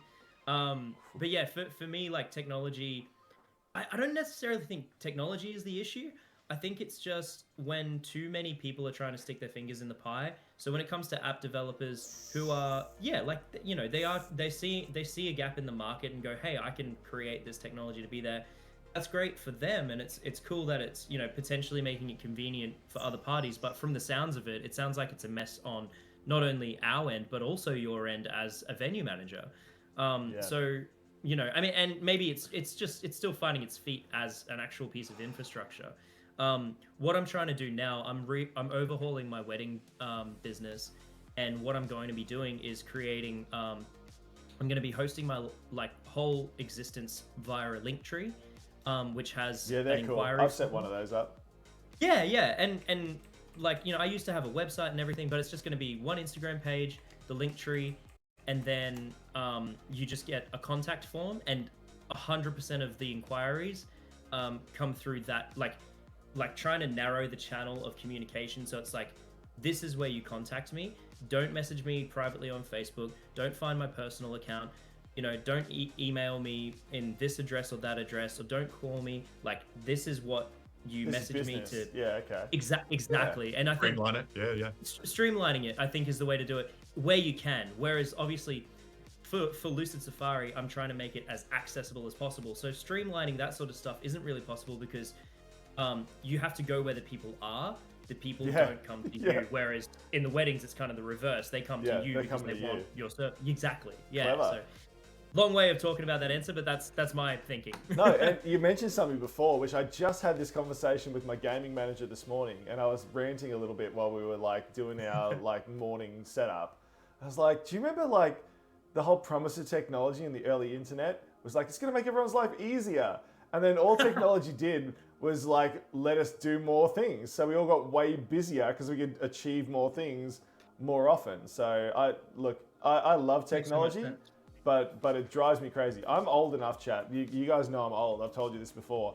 Chat, I'm old enough to remember before the internet, when we had phones on the wall and you had to like call your mate at the right time to make sure they were home. I am an old man. Thank you, Ella. Look, I literally remember before the internet, right? And I remember the internet starting. So, hey, thank you. My generation started the internet. We invented a lot of the shit that we're dealing with now. But look, I see there's something to be said about that generation where you remember both sides. And we have this nostalgia for the way things used to be, but we're fully involved in creating what happens now. So it's like this weird like juxtaposition of being techno capable, but remembering where like our parents just are like, well, this is all new and things were better before. People who were born after the internet remember like, well, this is just how it always was. And like this particular generation is like before was so different, but now is so cool. So yeah. Anyway, I equate that to like I abstained from TikTok for the longest time because you're on there now. Oh yeah, you gotta be Used to though. come. Yeah. Well, yeah. I just like, you know, it just depends on what your goals are and like what different avenues as well. Because this is the other thing too. Like different audiences are in different places, but you still have to go to where they are. You know, and I think there's a majority on TikTok. That's all. Yeah. I mean, so I don't use TikTok because I just, for me, I don't think mentally my social battery could take another social media platform because I'm doing Twitch. So Twitch is where I do like most of my content creation. This is where I love doing Twitch, right? I love making these live streams and hanging out with people. I think Twitch is one of the most wholesome social media platforms in existence because everyone's here to support each other and you can literally like raid other channels and like support each other. Yeah. And there's so many little communities that build up around each other. It's amazing. There are some weird elements in Twitch, but most of it that I've experienced in particular is very wholesome. There are some idiots. We've only had twice now. We've had to ban some people from the channel in over a year. So it's been okay. But so Twitch is where I create stuff. I kind of want to see that. Yeah. Twitch is where I create stuff. I've got YouTube where it's like my archive of what I'm doing. And then I've got Facebook where I like ask questions of people. And Instagram where it's like just a stream of like my life. And that's basically all I can handle at the moment. If I did TikTok and stuff, I think it would burn me out really quick because it takes almost all my energy to do all of that. That's like a solid 20, 25 hours of my life gone. And then now I'm running this Dungeons and Dragons club every Monday, which is another probably 5 hours of my life that I spend per week. Plus I have a full-time job. I run a fucking hotel, like a big bar and restaurant, which is huge, right? Like we're doing 1,200 people in a single day on Mother's Day. It's not a small operation.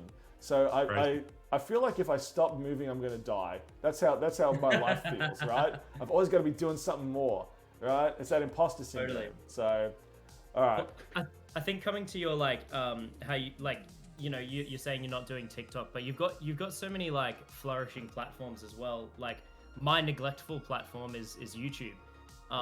Like more so than anything else. Well, YouTube and now Facebook as well. Like, cause I'm lazy on Facebook. I just have that automatic setting where it's like post to Instagram. Oh, post to Facebook as well. And I'm like, sure. Yeah. You know what? That I've discovered that doesn't work. So it will post it, but it will get very little interaction.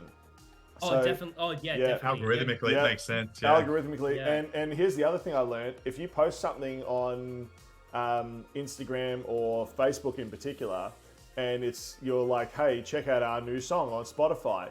Do not, for the love of God, put that link in the actual post. Oh no! Put it in the first comment. Put the link in the first comment. Yes. Not in the actual body of work, because I learned that the hard way. Yeah, there's so many little things, little backdoor things you got to be aware of when it comes to like algorithmic penalties and all this sort of stuff. Like, um, you said it exactly, exactly what it is. And especially with those two meta social platforms, it's become a pay to play market. Oh, hasn't it ever? Which I think is going to kill it eventually, because like even now I don't see genuine posts anymore. It's all about promotion of some kind. So yeah, I feel like, I don't know, whether it's TikTok or whether it's something else, or whether it's Twitch, like the platforms were built fundamentally on social interaction, and it's become about corporate interaction. Yeah, so. yeah. Well put. TikTok's well the put. same. Yeah. What's Yeah. TikTok The like, same, Ben? Andy? I Oh. agree. I agree, but I think No, TikTok. I haven't been on there. I'm asking. Oh, nice. Yeah, okay, Oh, we're asking Dan. Dan, tell us about right. TikTok, please. We're asking the young'un. Yeah. My very limited experience on TikTok says that there's far less ads or like perceived ads targeted at you. A lot of it doesn't feel. You know how you have like this viral video where it's clearly showcasing like a placed product or something like that. For sure. Yeah, and yeah, that's sorry, Ella said it exactly. Yeah, TikTok isn't so bad. You rarely get ads on there. Yeah. The thing with that though is like if you have high social capital profiles, often they will be the ones who are actually selling to you without you realizing it. Integrated and I think, marketing. Yeah. Yeah, exactly. Yeah, You and can't I think tell we can't tell it's marketing. exactly. Yeah, and there's some pretty strict guidelines around doing that on YouTube, and I think so TikTok is one of those ones that are quite flimsy when it comes to like the privacy and the protection of their users.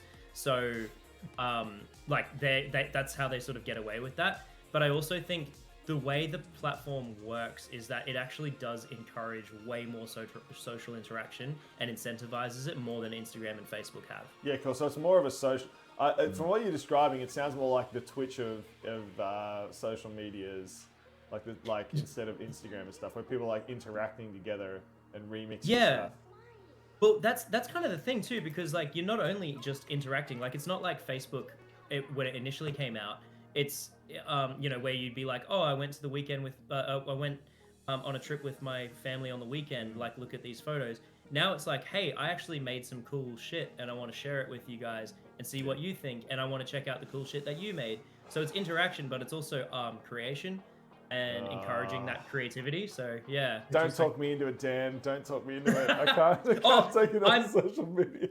I'm in no way an advocate for it. This is just my experience so far. And when I say that, I made one TikTok video last week, and that was my first attempt ever, really, in making something for a TikTok. Did it get any legs? Well, we've only got 145 followers on there, and it got 128 likes and Nice. like 2,000 views. So I was pretty happy with that. That's cool. That's That's very cool. Yeah. You know what pisses me off about YouTube, and sorry YouTube, when this goes up on YouTube, I'm not talking smack about you. I do love you, but what you're over the 5-minute mark, man. You're safe now. but look, I don't know how talking smack about YouTube plays on YouTube, but what frustrates me, I have videos that like you watch. I look at after a few days, I'll check how they're going, right? And you see the graph sort of tick up like this, and people are like, oh yeah, we're watching that. And then YouTube's like, oh, well, people are watching that, we'll share it. It spikes, and I get this massive increase, and suddenly I've got like 2,500 views. And then YouTube's like, oh, okay, that's enough. And just, it flatlines. And they're like, that's enough. Like, we've shared it enough. And then it's not even getting organic anymore. It's just not being shared. So it's like, come on, man. Like, just give me a run. Obviously, people were liking it. They're watching it. You know, I get that there's other people you want it. There's like literally thousands of hours of video being uploaded every minute to that site. Cool. But anyway. Yeah. Well, Yeah. I have a sort of follow-up question. If we stay with Dan, and then we'll flick back to Andy. So, what about getting noticed as a musician, right? Because we've kind of talked about part of this question. This was the biggest question I had, and we've already covered most of it. So I'm just going to like snip out a little part of this and say, like, do you think social media makes it harder or easier as an aspiring musician to get noticed? What do you reckon? I think, yeah, in a pre social media world and a post social media world, it's way harder without it. Obviously, the market is absolutely flooded and saturated. But what a lot of musicians and like smaller creators are starting to realize is that you know, you no longer need to be the Rolling Stones to actually create a career for yourself and captivate an audience. And hold on, I believe the first band to do that, and this was a great story I remember reading, was Silverchair. So Silverchair was the first band that became famous because of the internet. And there was a whole blow up from the traditional people in the industry at the time. I remember, because I loved Silverchair as a younger gentleman, that they hadn't done their due time. You were supposed to, in the old days, you were supposed to play the pub circuit and play the gigs, and then play bigger areas, and then play the bigger venues, and then you got discovered by an agent, and you got played on the radio, and you made it, right? Silverchair did none of that. They just they got on Triple J, and they got on the internet, and people just liked them before they'd done their due time. So there was a big blow up about these like upstart kids not following the you need to do this thing. But yeah, that was the first band to do it. Yeah, I think that's such a dangerous mentality to be like, hey, it was like this and it was difficult for me, so it should be difficult for you. Oh, terrible. Yeah. You know what I mean? Because it's like, because if you're not paving the way to make things more accessible to your own cohort of creators, then like, I don't know, I feel like that's a really weird. I think if you look back through most history of like great artists or whatever, they've usually, like in conjunction with creating incredible art, have done something revolutionary for their industry, like just changing the way things are. And I think, like as you said, like Silverchair is a perfect example of that, paving a new path for people to follow. And if we come back to like the 3-minute mile that Andy was talking about, once they do that, it makes it accessible for a bunch of other people to do that. So I don't know. I think that's a really dangerous mentality. And as I said before as well, like you no longer need the help of the masses to create a sustainable career. I heard in a musician's podcast, it was something like you only need 1,000 super fans to support your musical career. And like in the scheme of the world, 1,000 people over the span of a career is not that many. No. And it's quite an achievable goal. And like my goal was to make music full time, or play music full time. I do that now. My next goal is to play original music full time, and I think that'll be the next frontier for myself. That's awesome. What about you, Andy? Do you reckon it's easier or harder for musicians these days to get discovered because of the internet? I think, what do they call it? The Pareto distribution. So in any population, a square root of that population gets 80% of the attention. Yeah. Or does 80% of the work. There's a really good, mathematical principle, Zipf's law. Have you seen that? Okay. So okay, just to tie into this, because I love this sort of statistical stuff. This is like my nerd brain going. If you take any book, and you take the most used word, well, the second most used word will be used about half as much as that first most used word. And the third most used word will be used about a third of as much. And you can literally, like, if you know how many words are in a document and what position that word is in the scheme of things. So it's that reverse algorithm where like 80% of the usage of words is just that top 20% of words. So, yeah. Sorry, go on with your story. Sorry, nerd brain tangent over. No, I hear you. So there will always be that saturation, and I think that existed in radio already. And you've got the gatekeepers and all of the things there. Yeah. That is exacerbated with internet the way that we have it now. I don't see that stopping. I think potentially with AI coming into things and songwriting and all of that, that concentration is only going to get worse. But I think at the end of the day, good music is good music, and good music prevails. So if you're putting out good content and you're putting on good shows, that will organically have reach, and that will move in itself. So no one's locked out, no one can't achieve it. As long as you're doing the work and creating great songs, the world's your oyster, I think. I would say so too. And actually, like talking about how my career on the internet has gone, my growth has been much slower than other people who started at the same time. But I'm finding that I have generally got a much, I'm talking about you now, chat, in the camera there, much lovelier community and more engaged and just really like keen to watch and hang out and just be with us. Ella said TikTok is a great way to advertise if you can get people's interest within 5 seconds. They'll just scroll by otherwise. That's really... I need longer. Yeah, that's really interesting. YouTube, I've like discovered if my like videos are not punchy, if I have dead space in my videos, it's just they're dead. People just lose interest. So man, that's crazy. I mean, the internet is great and scary at the same time. That's all I'm saying. That's all I'm saying. There's actually one like final thought on like the internet now existing in the age of music and stuff that I'd like to share.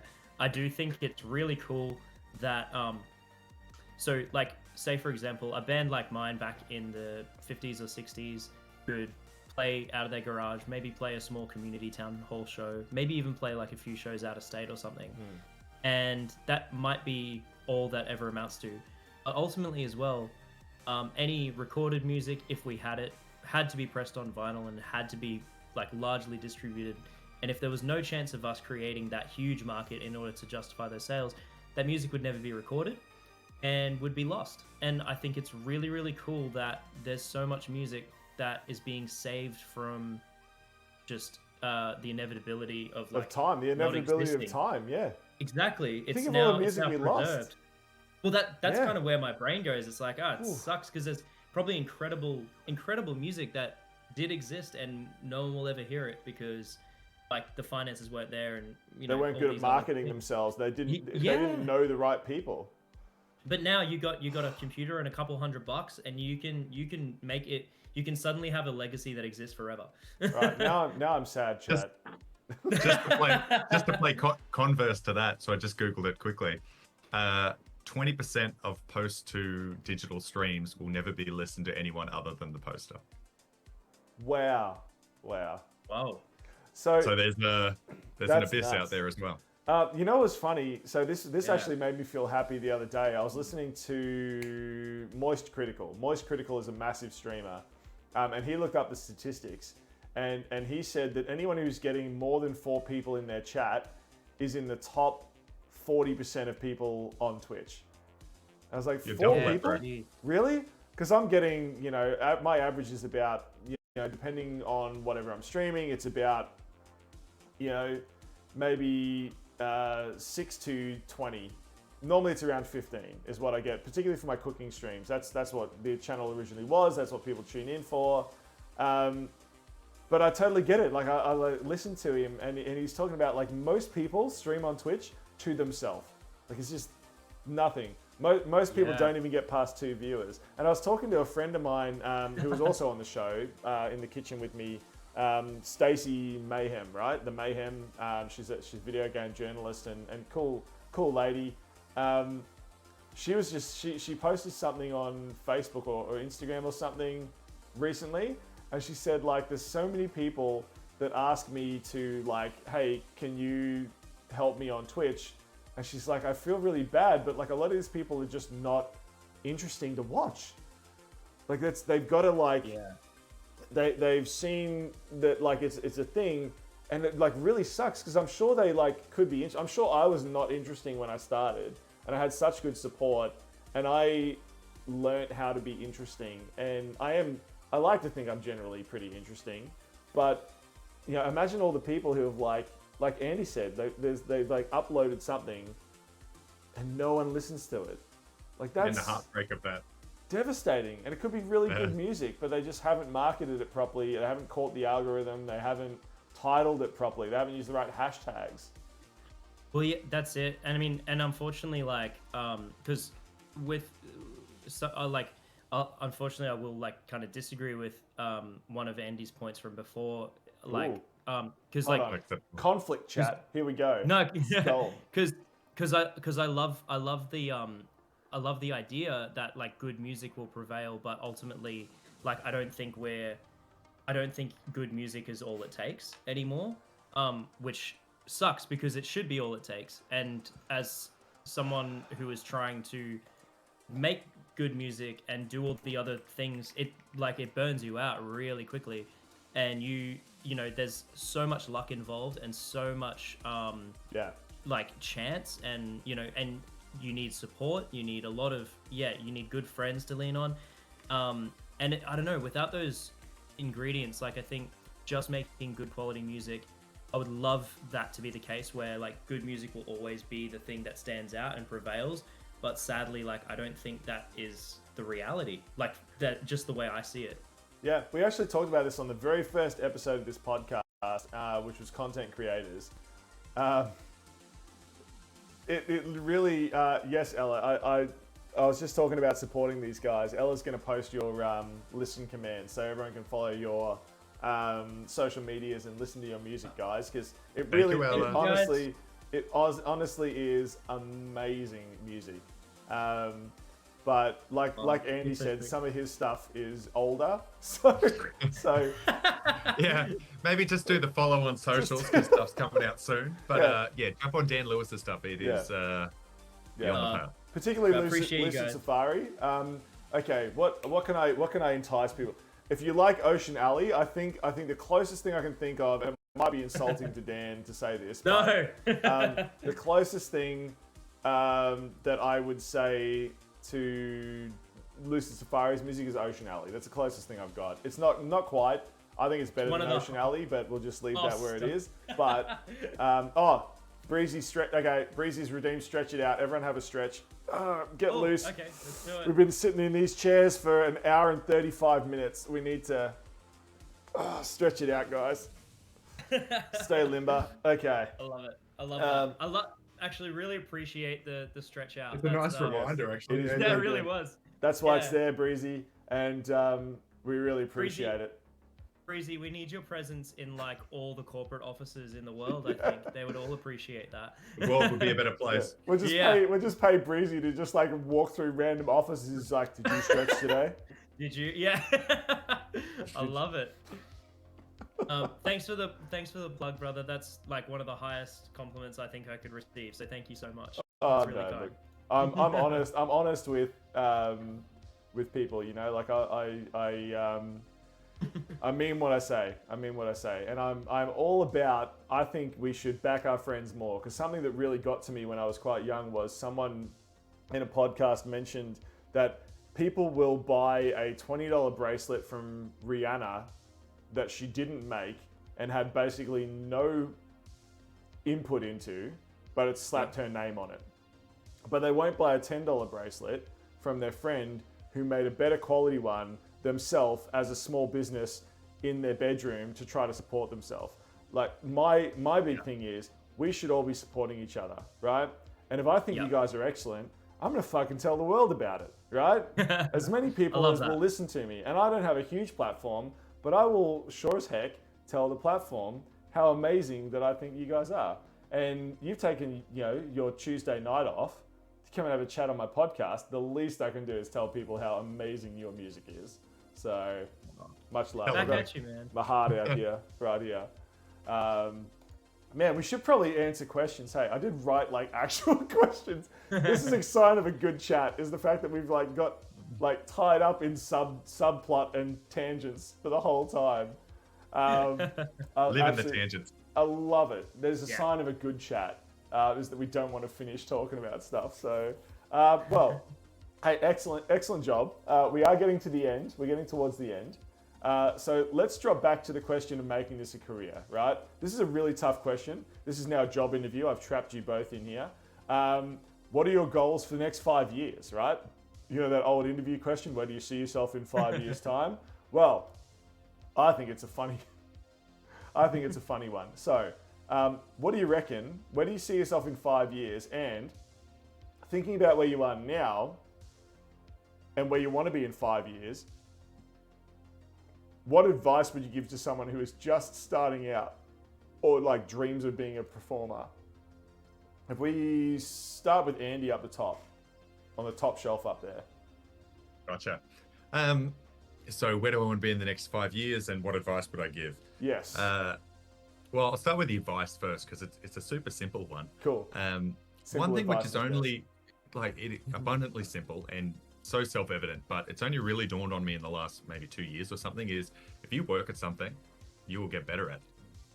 So if you dedicate time and you chip away every day, it's incremental small change that you don't see over time, but you particularly see it as the mirrors held up to you by other people reflecting on the work that you do, that the hours pay off. And mastery doesn't come in a day, it doesn't come in a week, it comes in years. So it's a matter of just chipping away and having discipline and a little bit of faith in yourself, I suppose, or just faith in the practice that will pay off in time. Because that's just what I'm seeing, that you do your apprenticeship, you do the work, and things come good, and you get the compliments and the comments and all of the things. That you just got to be brazen in the early days and just do the work. So do the work. That's kind of my advice. Good work. And so where do you see yourself in 5 years then, at the other end of that spectrum? So, like the trap that I've fallen into over the years is I've always defined myself as like a Renaissance man. So I'm a phrase that a buddy's used about me and is very true is I'm interested in everything and I commit to nothing. So I have a scope. I'm feeling you. It hurts. It's interesting, but it doesn't necessarily get you where you want to go. So for me, it's just, as of moving into this house, I've set myself a couple of calendar things and change up that music is the focus and originals is the focus. As Dan said, my first goal was just make music pay the bills. And I thought that was really an achievement, but always the goalposts shift. So to get originals to pay the bills, that's the next shift. And there's a couple of quantifiers in that I want to tick off. Tour of Australia, tour overseas, so particularly Europe, I'm very keen for. And then put together a couple of session musicians that are just a joy to play with. That's awesome. So it's small tangibilities. Also, EP putting out within this year, and I want to do the vinyl thing. Yeah. So I want to have the EP. Yes. Stay tuned. You might be playing Andy's music on a vinyl soon. That's it. Love it. Yeah. Yeah, bro. Yeah, small things, quantifiable things, but exciting things to come, I feel. You legend. I love that answer. That's very cool. Right, you got the job, Andy. You got the job. Ella says she hopes so. She hopes she's playing the vinyl Andy's music in the next 5 years. I love it. All right, well, you're part of the Discord now, Andy, so feel free to share any of your upcoming music links. We do have Ella, can you post the Discord channel? We do have in Discord, there is a channel for music we love, which I just usually use to share whatever I'm listening to at the time. The last couple of things I shared was Stardust by Gexor, which we were talking about before. Machine Gun Kelly, Forget Me Too. I really like that song, as weird as I find Machine Gun Kelly. It's a weird one. Weird dude. Yeah, but I love that song, that Forget Me Too. Top Notch by Manchester Orchestra, amazing. And Caravan Palace, About You. Do you guys know Caravan Palace? No. They're an excellent electro swing band. I wish I was as cool as those people. They're actually huge. They're one of the hugest unknown bands that most people have never heard of. So yeah, cool.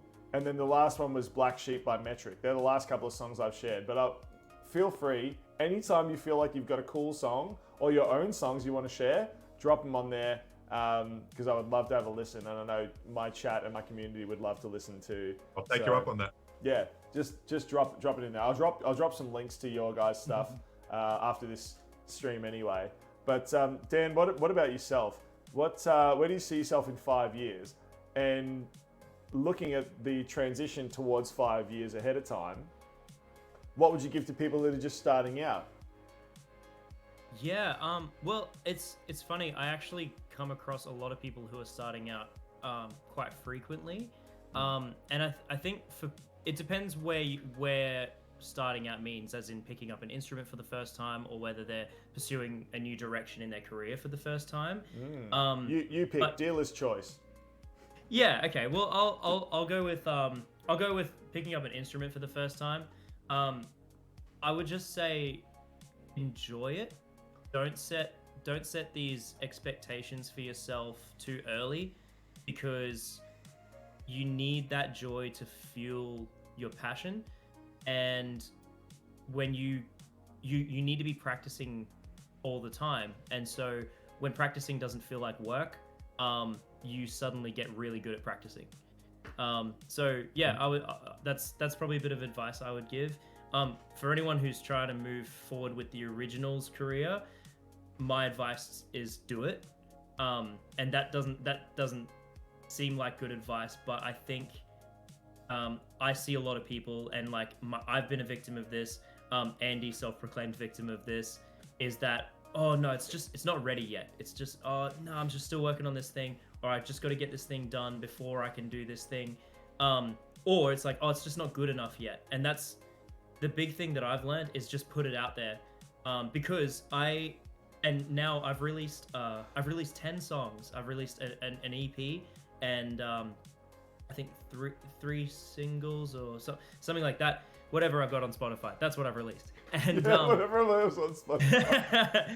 And everything that's on there, I almost instantly have a regret about. You know what I mean? I instantly look back at it and go, oh, I should have changed this. But it's out there now, and you know, as we've said, art can only be abandoned. So just do it. You know, Meanwhile, if you're gonna do it. I'm like sitting there like mopping my floors on like a Wednesday night, singing along to "Lady" by Lucy Safari, word to word. So yeah, I'm just gonna throw that out there. That's it. No, and I appreciate that, man. Like I feel really proud of that, because as I said, if we don't, you know, Andy, I think you need to show Puppy, by the way. Yeah, we need to show Puppy. Finn?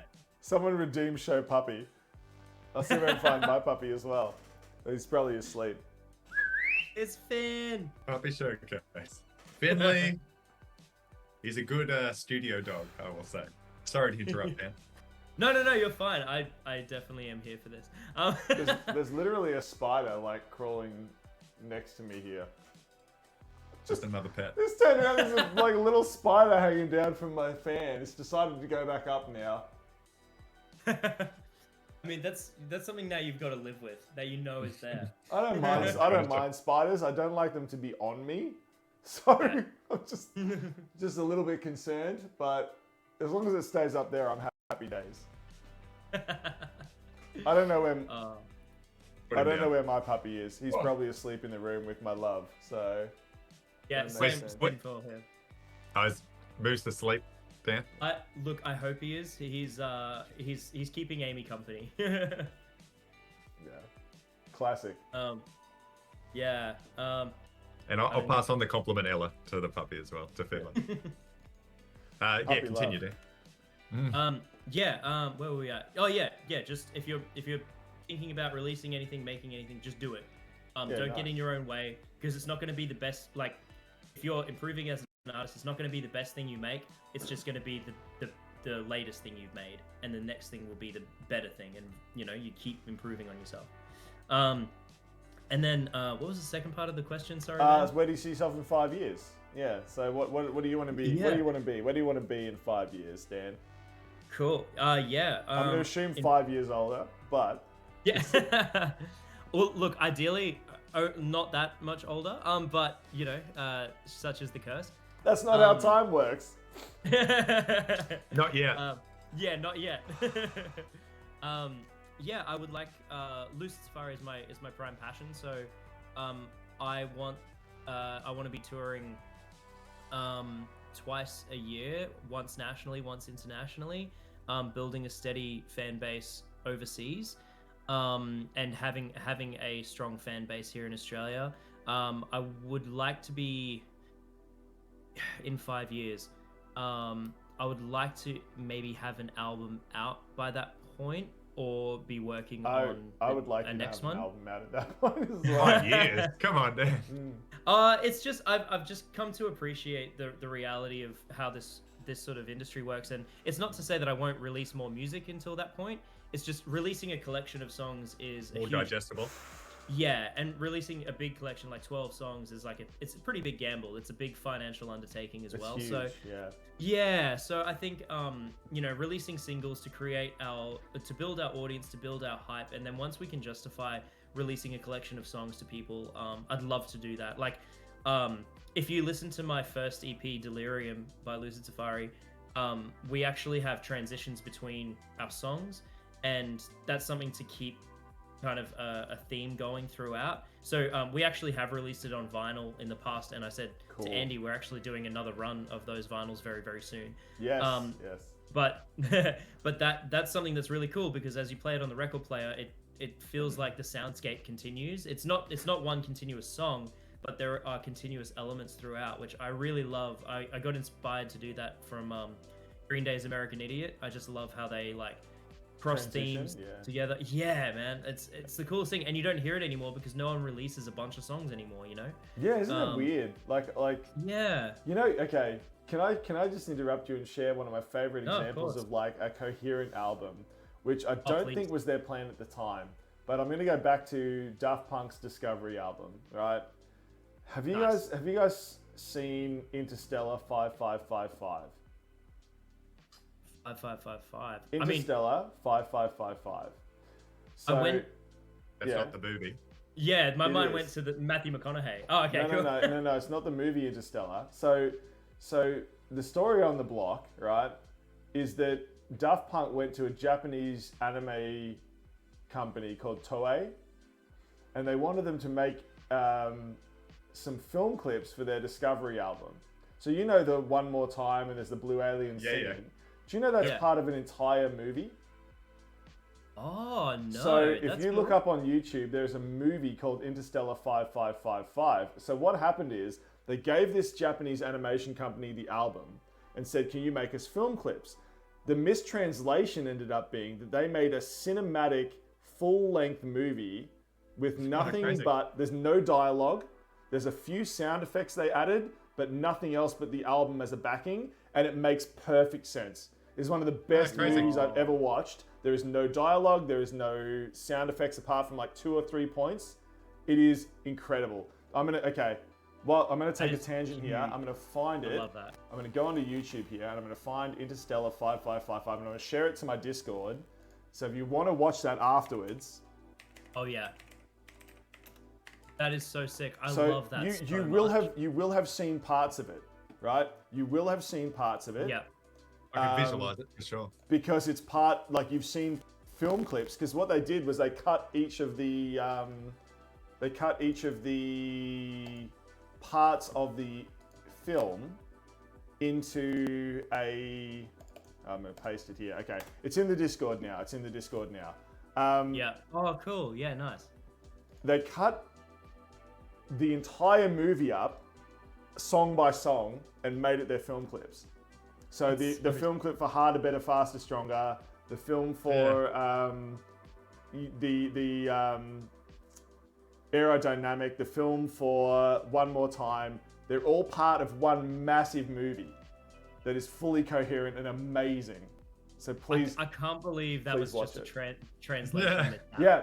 A happy accident. Yeah, happy accident. Hell yeah. And it is incredible. So cool. It is such a good anime.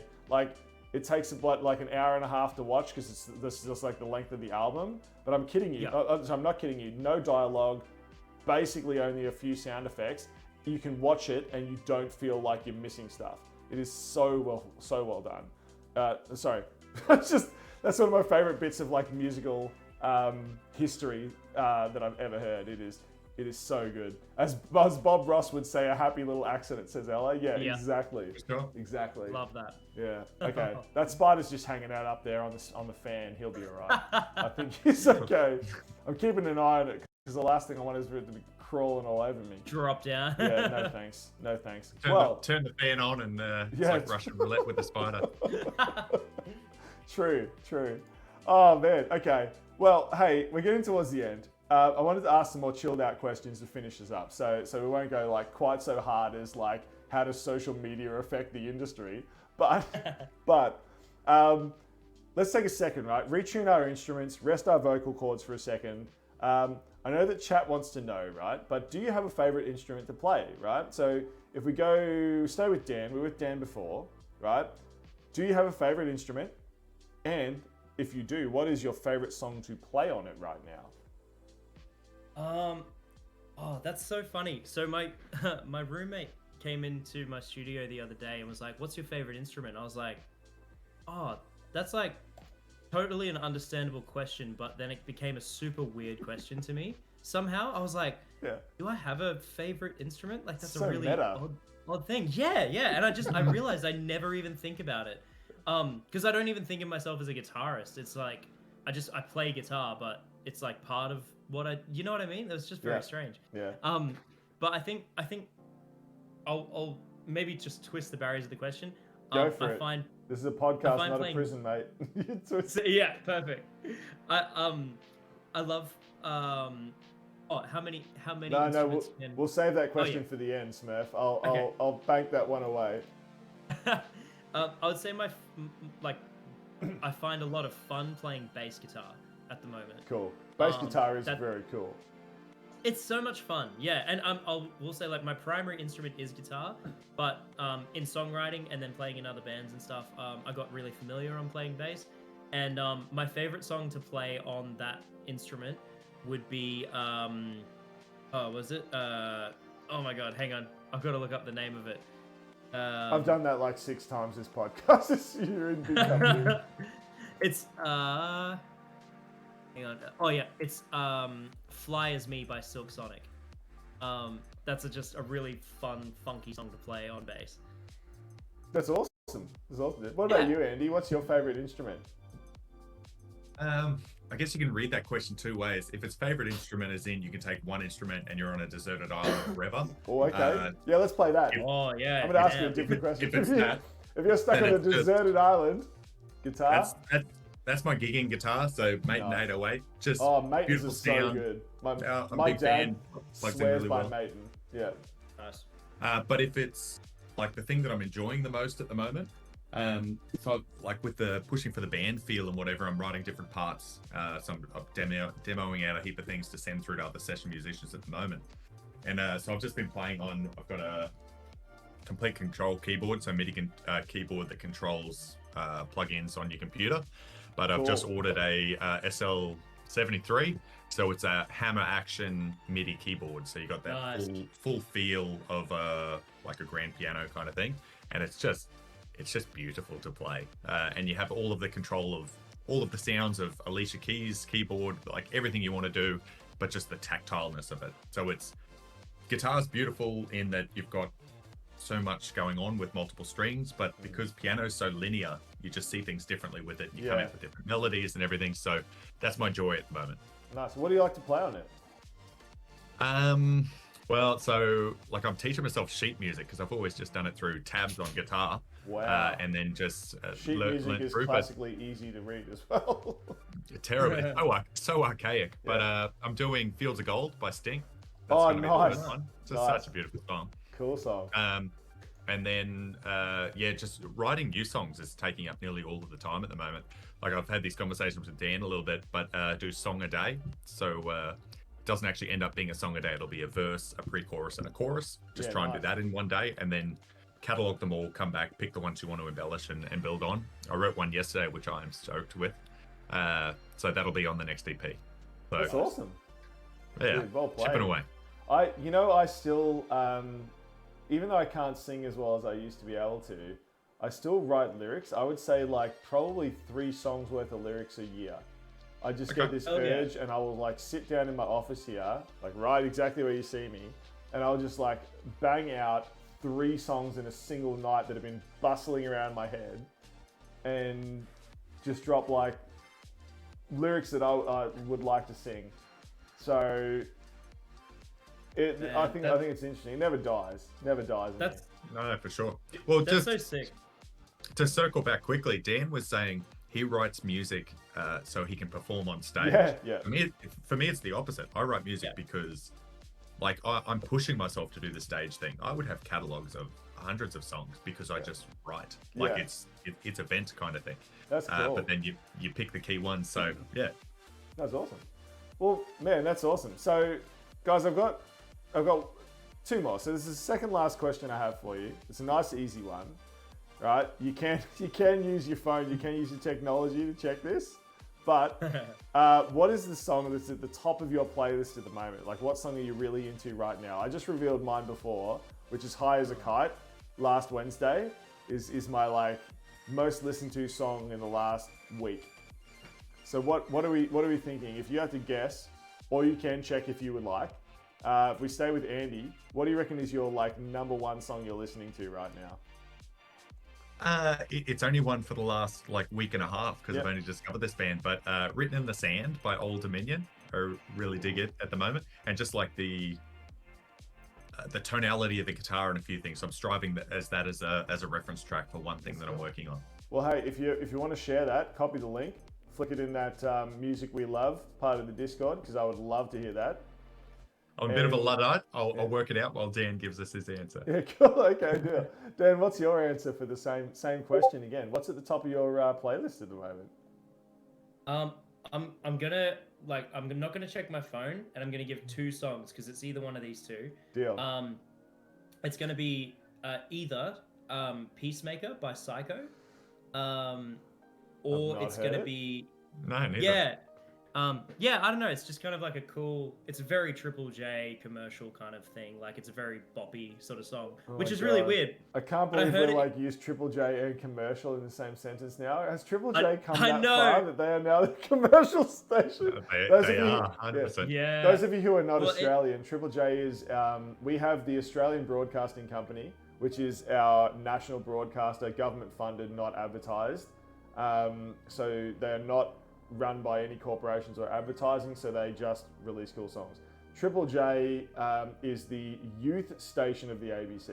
So they play they used to be the independent and cool music station, but apparently they're becoming, as I'm about to find out, I think, being considered now what did you call them, Dan?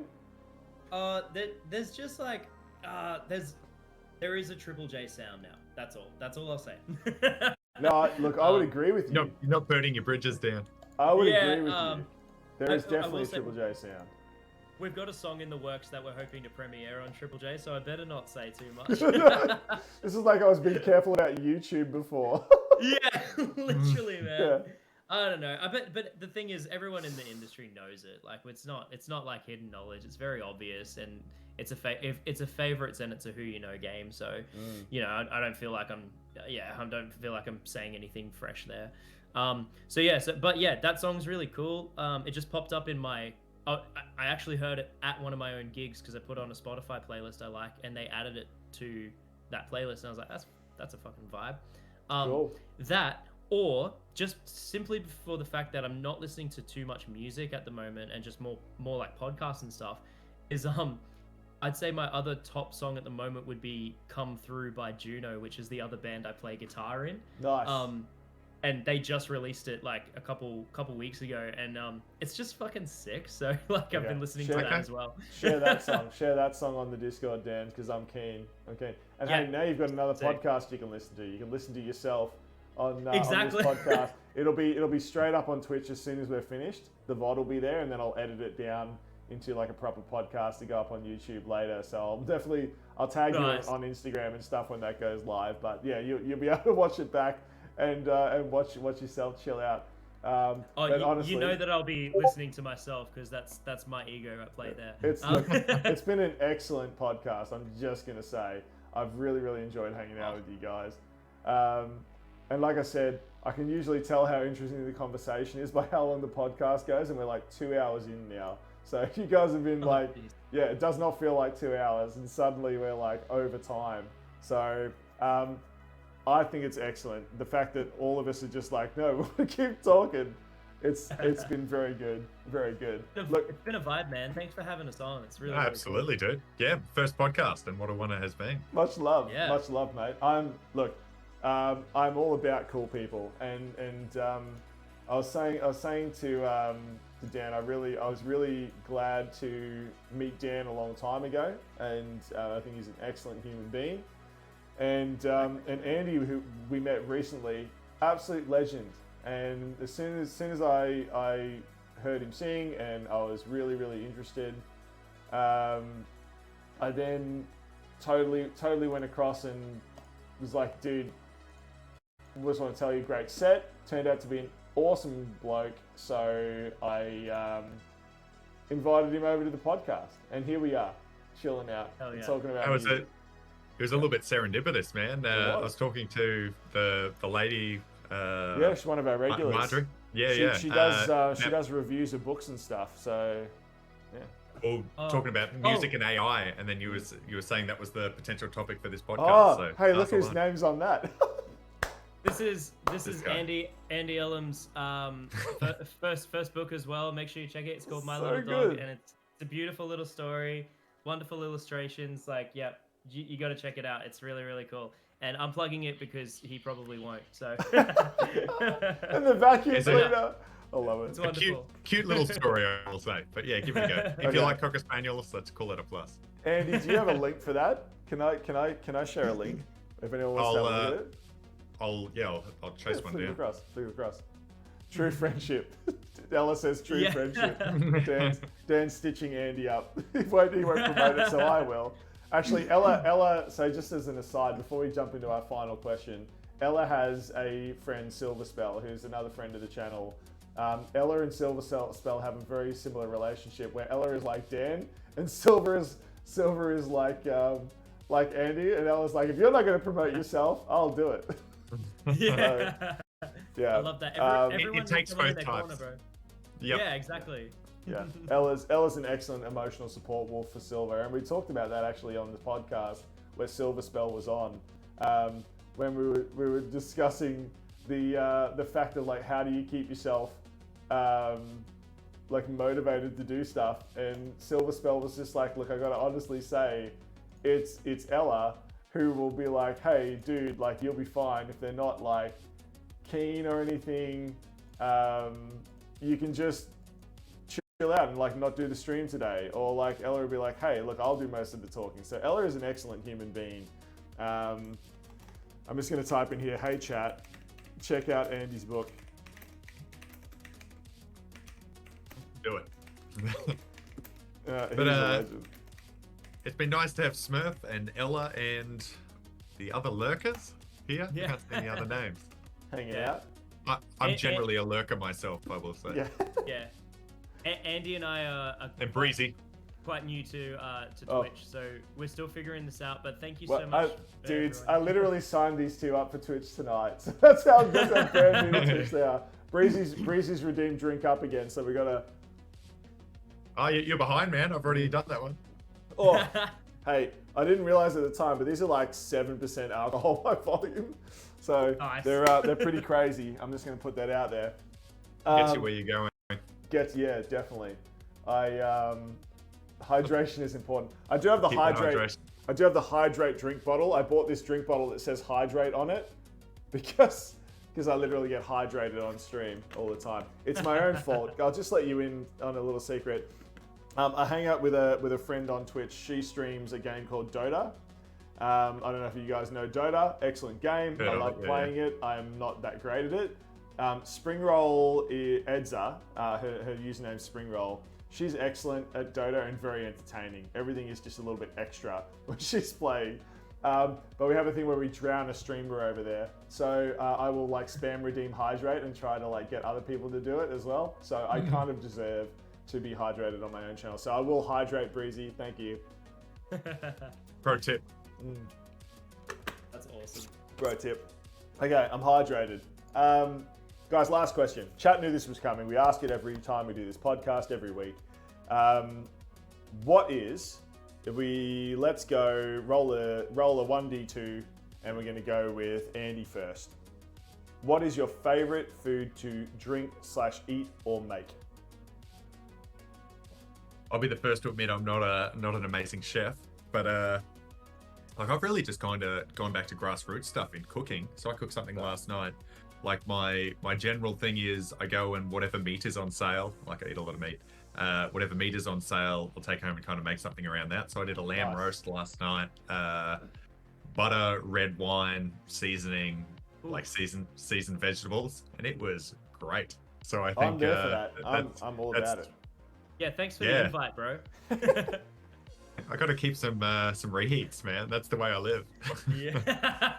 Yeah. And fair, also, that. I don't plan these things out like it's last minute. Yeah. One of my favorite recipes I ever made was like going to the butcher and like, what's the cheapest steak I can get, like cheapest meat. And he gave me like that Y blade steak. It's like that weird bone that's like this, and then it's yeah. So it's really, really tough. And I'd like boil it up with gravy powder and carrots and onions and just the cheapest vegetables I could get, and made like the cheapest beef stock I could make.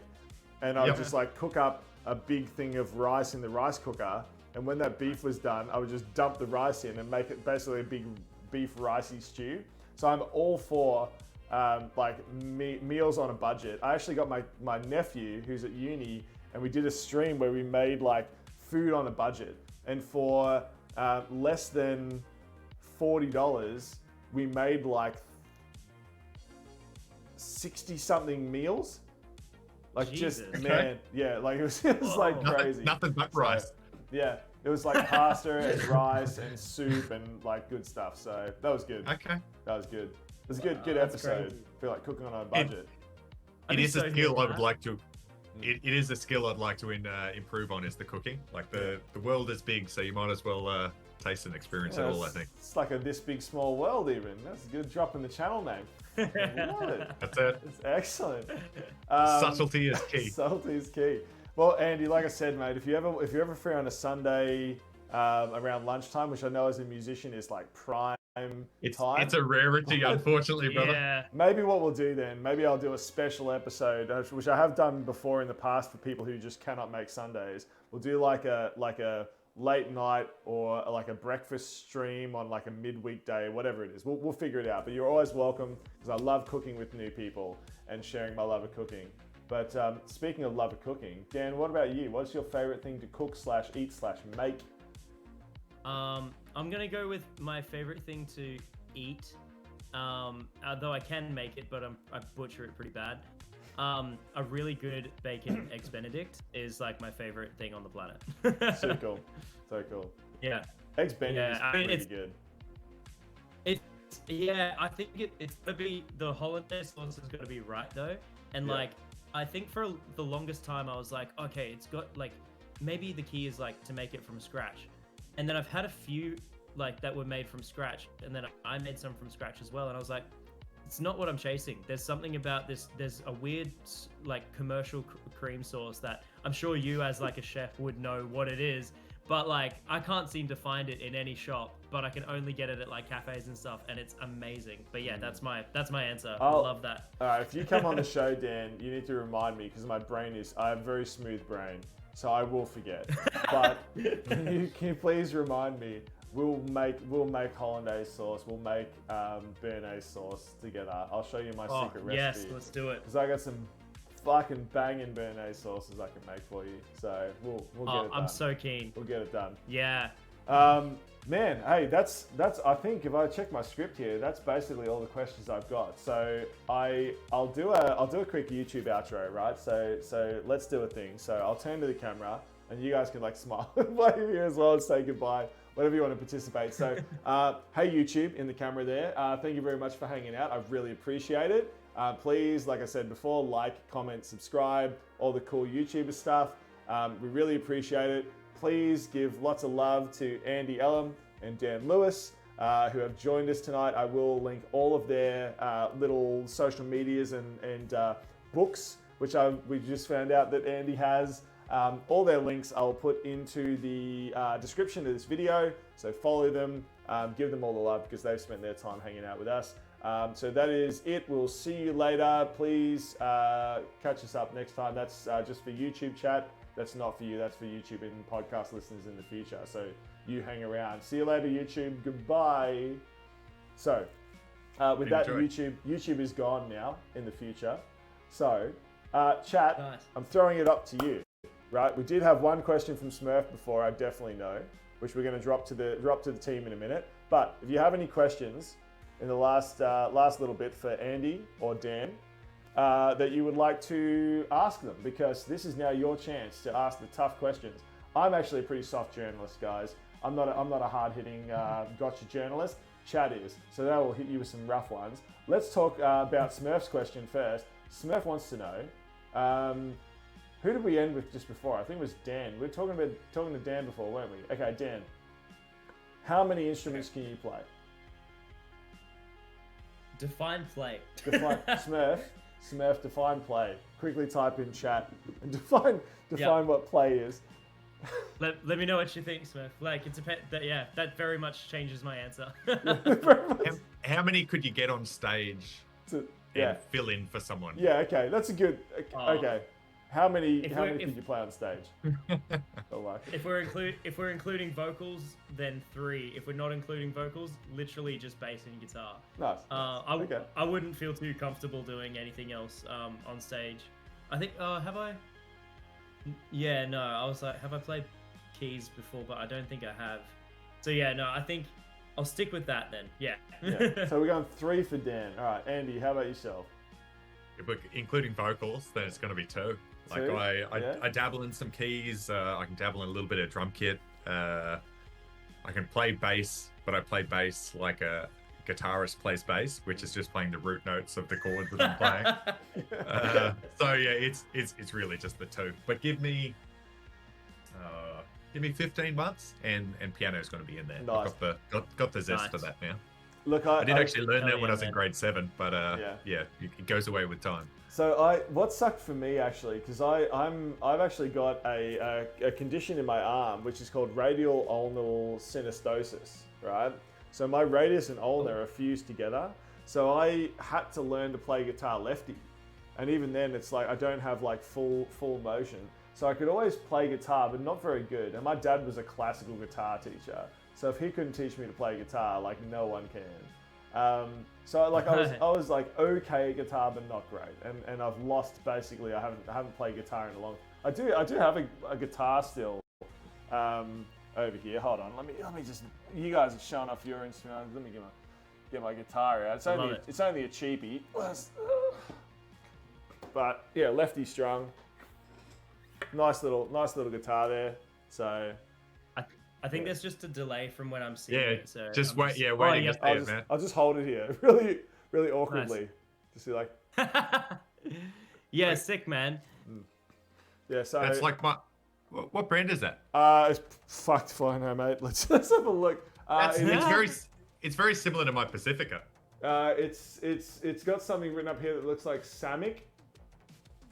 Oh yeah, Samick. Yeah. Yeah, maybe Samick. I don't know. It was a really cheap guitar. Not very expensive at all. But I have to play lefty because I cannot hold because my arm doesn't rotate. I can't get around the fretboard there. So yeah, I had to learn to play lefty, which made it like more difficult to access. Yeah. I suppose. But yeah, so that's a thing. But a cool party trick in itself. But a cool party trick in itself. Yeah, that's exactly right. Yeah. But vocals, I was always vocal. And what really frustrated me was I was in music all the way up till like year 9. And then to get into year like 10, 11 and 12, like the final sort of years of high school, you needed to have the sign off of a teacher that could teach you. We did not have a vocal teacher who would teach like vocal students. And then when I was in year 11, and so after year 11, in year 12, they finally got a vocal coach teacher. But at that stage, I had missed out on 2 years of music class, so I could not get into it. So I was just, true punk fashion. I was just like playing in bands with my friends. And I remember, so for me, it's only one instrument is like vocal. That's all I can do. And like I said, I would say currently with my level of practice, they're like slightly above average, but not great. And I just remember, like, I was just thinking about those bands. One of my favorite like things that I did in that band years and years ago.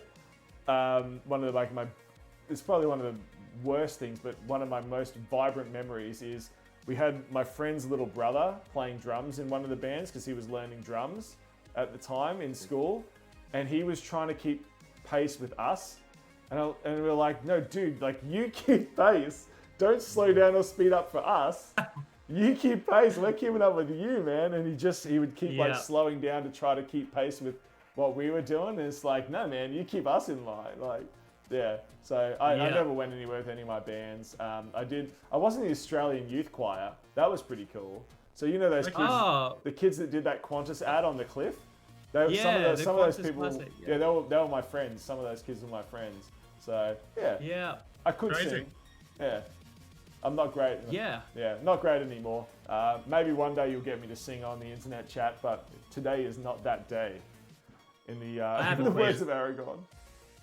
I have a question. Are you still singing though? I sing when I'm around the house. I sing in the car.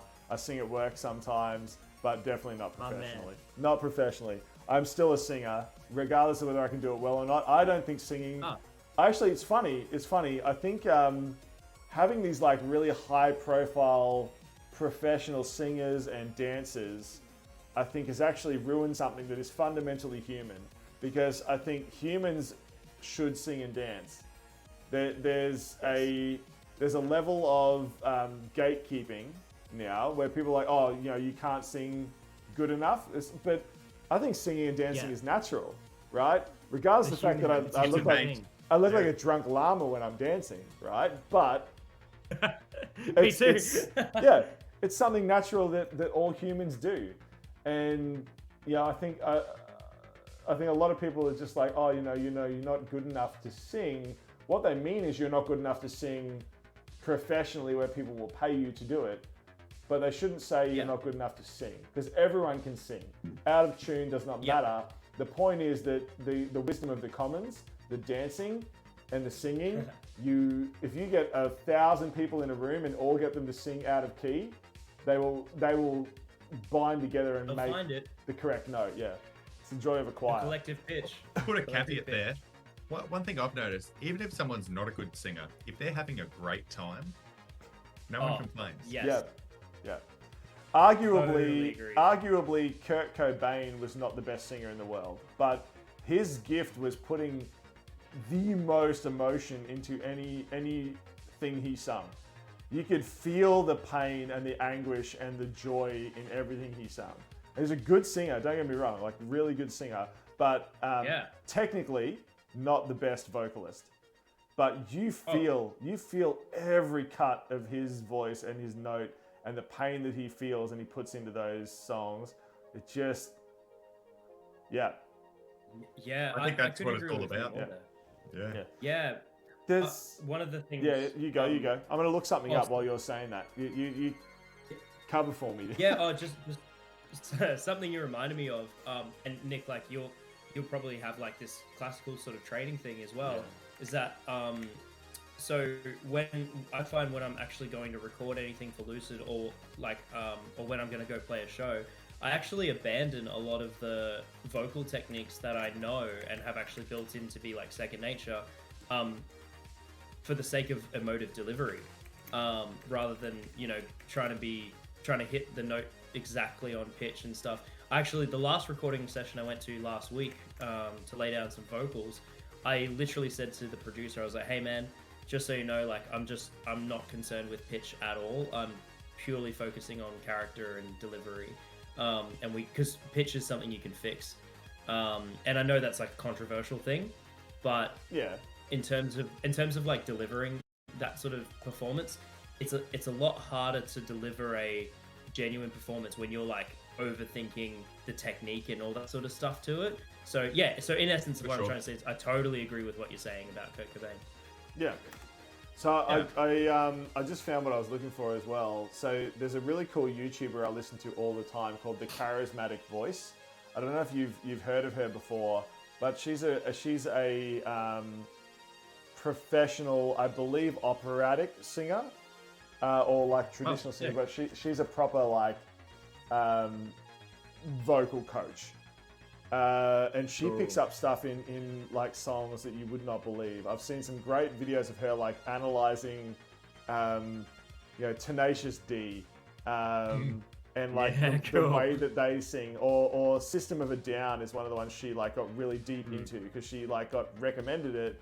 It was just like, wow, like see like the way he's like doing that. That's because his vocal cords are doing this, and like that shows that he's got a really healthy range there. He's not straining it. And she's talking about Kurt Cobain's music and how like the different techniques he's using to sing like slightly out of key, or man, I've just linked it in the Discord in the clips and highlights section, because if you want to like watch a professional vocalist who like does operatic singing and understands the human physiology of singing at a high level, watch this girl, because she is insane to watch. There's some really cool things. Rad.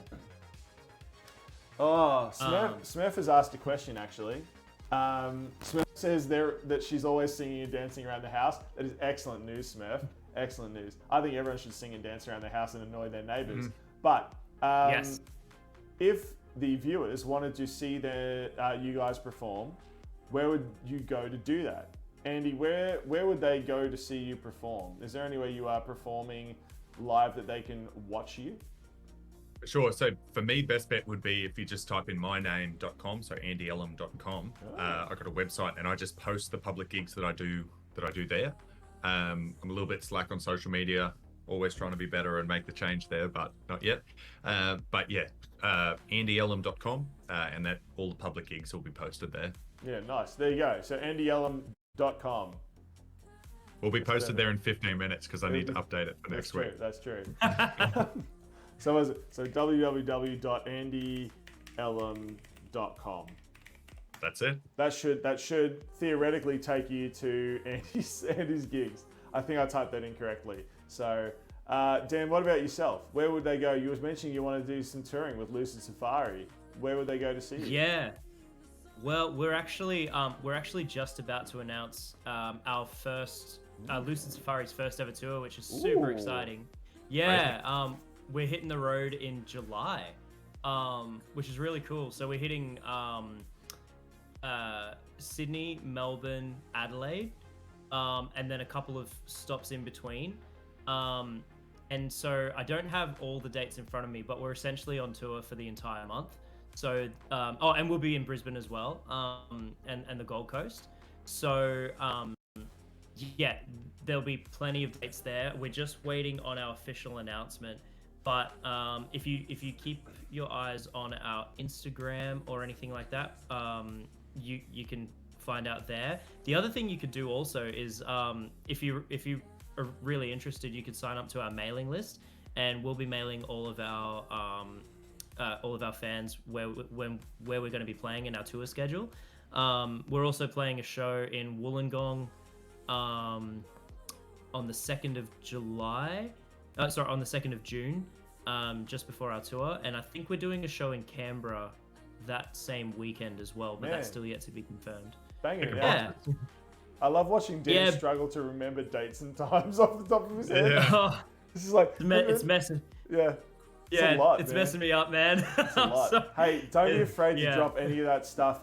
So actually, I know a lot of drop people in the my Discord website down really like stuff. Like they love music. So we do have a self-promotion channel where anyone who is part of this community can drop stuff for promoting what they're doing. So if you, I know, like I said, it's only a small community here, but if you ever want to drop like stuff that you are doing, like you're going to go on tour or anything, there may be people in the community that would love to come see you. So definitely do that. Oh, that would be amazing. Thanks for the support and all the love, guys. That's really freaking cool. Yeah, Hey. great question. Appreciate it. Yeah, it's a good community around here. Like I said, we're all lovely human beings in this big bean pod of human beings. Guys, look, if anyone else in the chat, Ella, do you have any questions that you would like to ask? And I want to ask you two, do you have any questions for me? That's my final thing, the final say. First in, best dressed. Just to flip it back to you, man, 5-year plan for yourself. Where do you see yourself? Jesus. Nice. Oh, strong question. No. Love it. Damn it. Well, recycled question, but Uno reverse card. I love it. Okay. Yeah. Look, 5 years time, I would love to be getting more involved. And my dream, honest to God, my dream for this big small world. My dream for this big small world is that it becomes a place where multiple different people, from musicians to photographers to streamers to artists, can collaborate. Because that's why I called it This Big Small World, right? It's not my name on there. It is, Yep. I'm Nietzsche from This Big Small World, and I guess I am the focal point for it. But I would say it's at least 70% of the stuff I do is with other people. It's with you guys. It's with people in the kitchen with me, either digitally or physically. Yeah. And that's what I want it to be. I don't want it to be about me. I want it to be about the amazing people that I get to meet as part of the amazing hospitality industry that I'm part of. Because for me, everyone's family, right? If you eat and drink with me, you're family. That's how I roll. So you guys are here eating and drinking with me, your family. That's how it works. I don't make the rules; it's mandatory. So it's just I love it. you're stuck, I love it so right? much. This is so good. But that's how it is. That's how it is for me. So that's in 5 years. I would like to be continuing with my career. I'd love to be maybe running a group of hotels or something as a senior operations manager or an area manager or something. That'd be really cool. Unless this really takes off, in which case I'd love to be like drawing in more people and helping like young artists and musicians and streamers and to find their community and like supporting them. That gives me joy. That's what sparks joy in me, is taking people who have potential. And I do this now in my job, right? I find people who have potential, but they might be 19 years old and no one will give them a shot. And I'm like, you're going to be excellent. I'm going to teach you. Yeah. Let's get you going, right? Well, And it's that. Yeah. I have 2 duty managers at work at the moment. One's 19, one's 20. They're some of the best duty managers. I would trust them to run the pub more than I would trust people with 5 years experience, because they had so much potential and they're really keen. So that's what I actually love. I love taking people who have potential and helping them to realize it, and supporting other people. I think we should do it more. I honestly think we should do it more. I had that thing before where I said everyone buys Rihanna's bracelet but no one buys from their friend. I think we should do it more often. And so that's what I want to try to promote with this community, is a bit of love and a bit of compassion and a bit of community. So yeah, that's me in 5 years. Love that, dude. Beautiful goal, man. Yeah. Yeah. That's Much love, really guys. cool. What about you, Dan? Are you still writing, man? Yeah, occasionally. I do. Yep. I haven't really shared much. I think my writing bug has been taken out by the Dungeons and Dragons Club, where I get to do creative, collaborative writing and storytelling every Monday. That's cool. So yeah, it's pretty excellent. To be honest, it's very fun. So that scratches my writing bug itch, I suppose, is being able to sit down with a group of people and come up with a world and watch how they interact with it. And then I don't plan stuff in Dungeons and Dragons. I leave it really open. I create the world and a general idea of what lives in it and what's going to happen, but I don't lock stuff in. So if they go left, I'm like, sweet, let's go left. I don't know what happens, but let's just see where that takes us. It's that yes and. Like I'm like all about yes and. I'm just cool. Man, whatever you guys want to do, I'll come up with something. Like I can like on the fly come up with a million ideas. You cannot drain my brain of all the ideas that I have up here. Please, like, just siphon some of them out. They need to be out. I love this. Well, actually, on that note, something that I've wanted to do for a very long time, and admittedly, ever since I saw the IT Crowd episode of it, I've wanted to do it, but I've never actually played Dungeons and Dragons. I'm not too across it, but I really want to. I have this fantasy of playing it with someone who like really can do like all the sounds and stuff, and The voices. like I want to play it for the first time with someone who just does it hard. Okay. So like, if you guys if that's a challenge. If you guys come to the hotel on a Monday night, right? Yeah. Games start at 6:30. You can arrive around 5 to 6:30 anytime. I'm going to put you either in my group, because I'm okay at doing the voices and stuff, but I have a DM called Matt, and he is like, okay, you know, Andy, you said you were like practicing vocal stuff in the car and you looked weird. He's a plasterer by trade, and between jobs he practices voices in the car. He loves it. He is so onto it. It is really funny. He's really funny as a DM. He calls himself the Pungin Master because he's just like full of bad puns. It is really good. It sounds like that. Yeah, but I'm gonna love this guy. This is so cool. Just swing by on a Monday night, man. We get 50 people playing Dungeons and Dragons at a time. Wow. It is nuts, and it's very. The way we structured it was very. It was very pickup, right? So it's like very casual, very easy, very like easy to get into for new players. but fun and like snappy for experienced players. And I've run a big club before, like, you know, we had this many people in Townsville when I was living up there at the university. So I have experience running a club this size, and that's the best way to keep it fun, is to not like load it down and all the technicality. Just make it quick and easy and fun. Every night you go there is just a one-night adventure, right? Like it starts when you start the game, and by the end of the 2-hour session, like you're finished, you've done the adventure, right? So then next week you can group with a different group of people and go out on a different adventure. You don't have to try to get the same group of 4 people, which is where Dungeons and Dragons fails a bit. So yeah, Smurf says that would be so much fun. Yeah, for sure. Smurf says I should run an improv class. Yeah. Yes, and. Yeah. Yes, and. That's why I said yes, Nice. and. Yeah. Actually, I've talked about this on the Dungeons and Dragons podcast. I talked about the fact that when I'm in the restaurant and I'm like doing my thing as a host, because hosting is what I do best in a hotel, right? Is taking the people and making their night big from the start, and like making jokes, setting them at the table, telling them where everything is. And I realized I'm literally role playing with every table. Like Dungeons and Dragons taught me how to do that. Taught me how to like quickly roll with punches and like things that people are saying and like build on that and reflect. So it honestly, That's so true. yeah. Man, was this a podcast about Dungeons and Dragons on music? Goodness me. Yeah. Yeah, why not both? Yeah.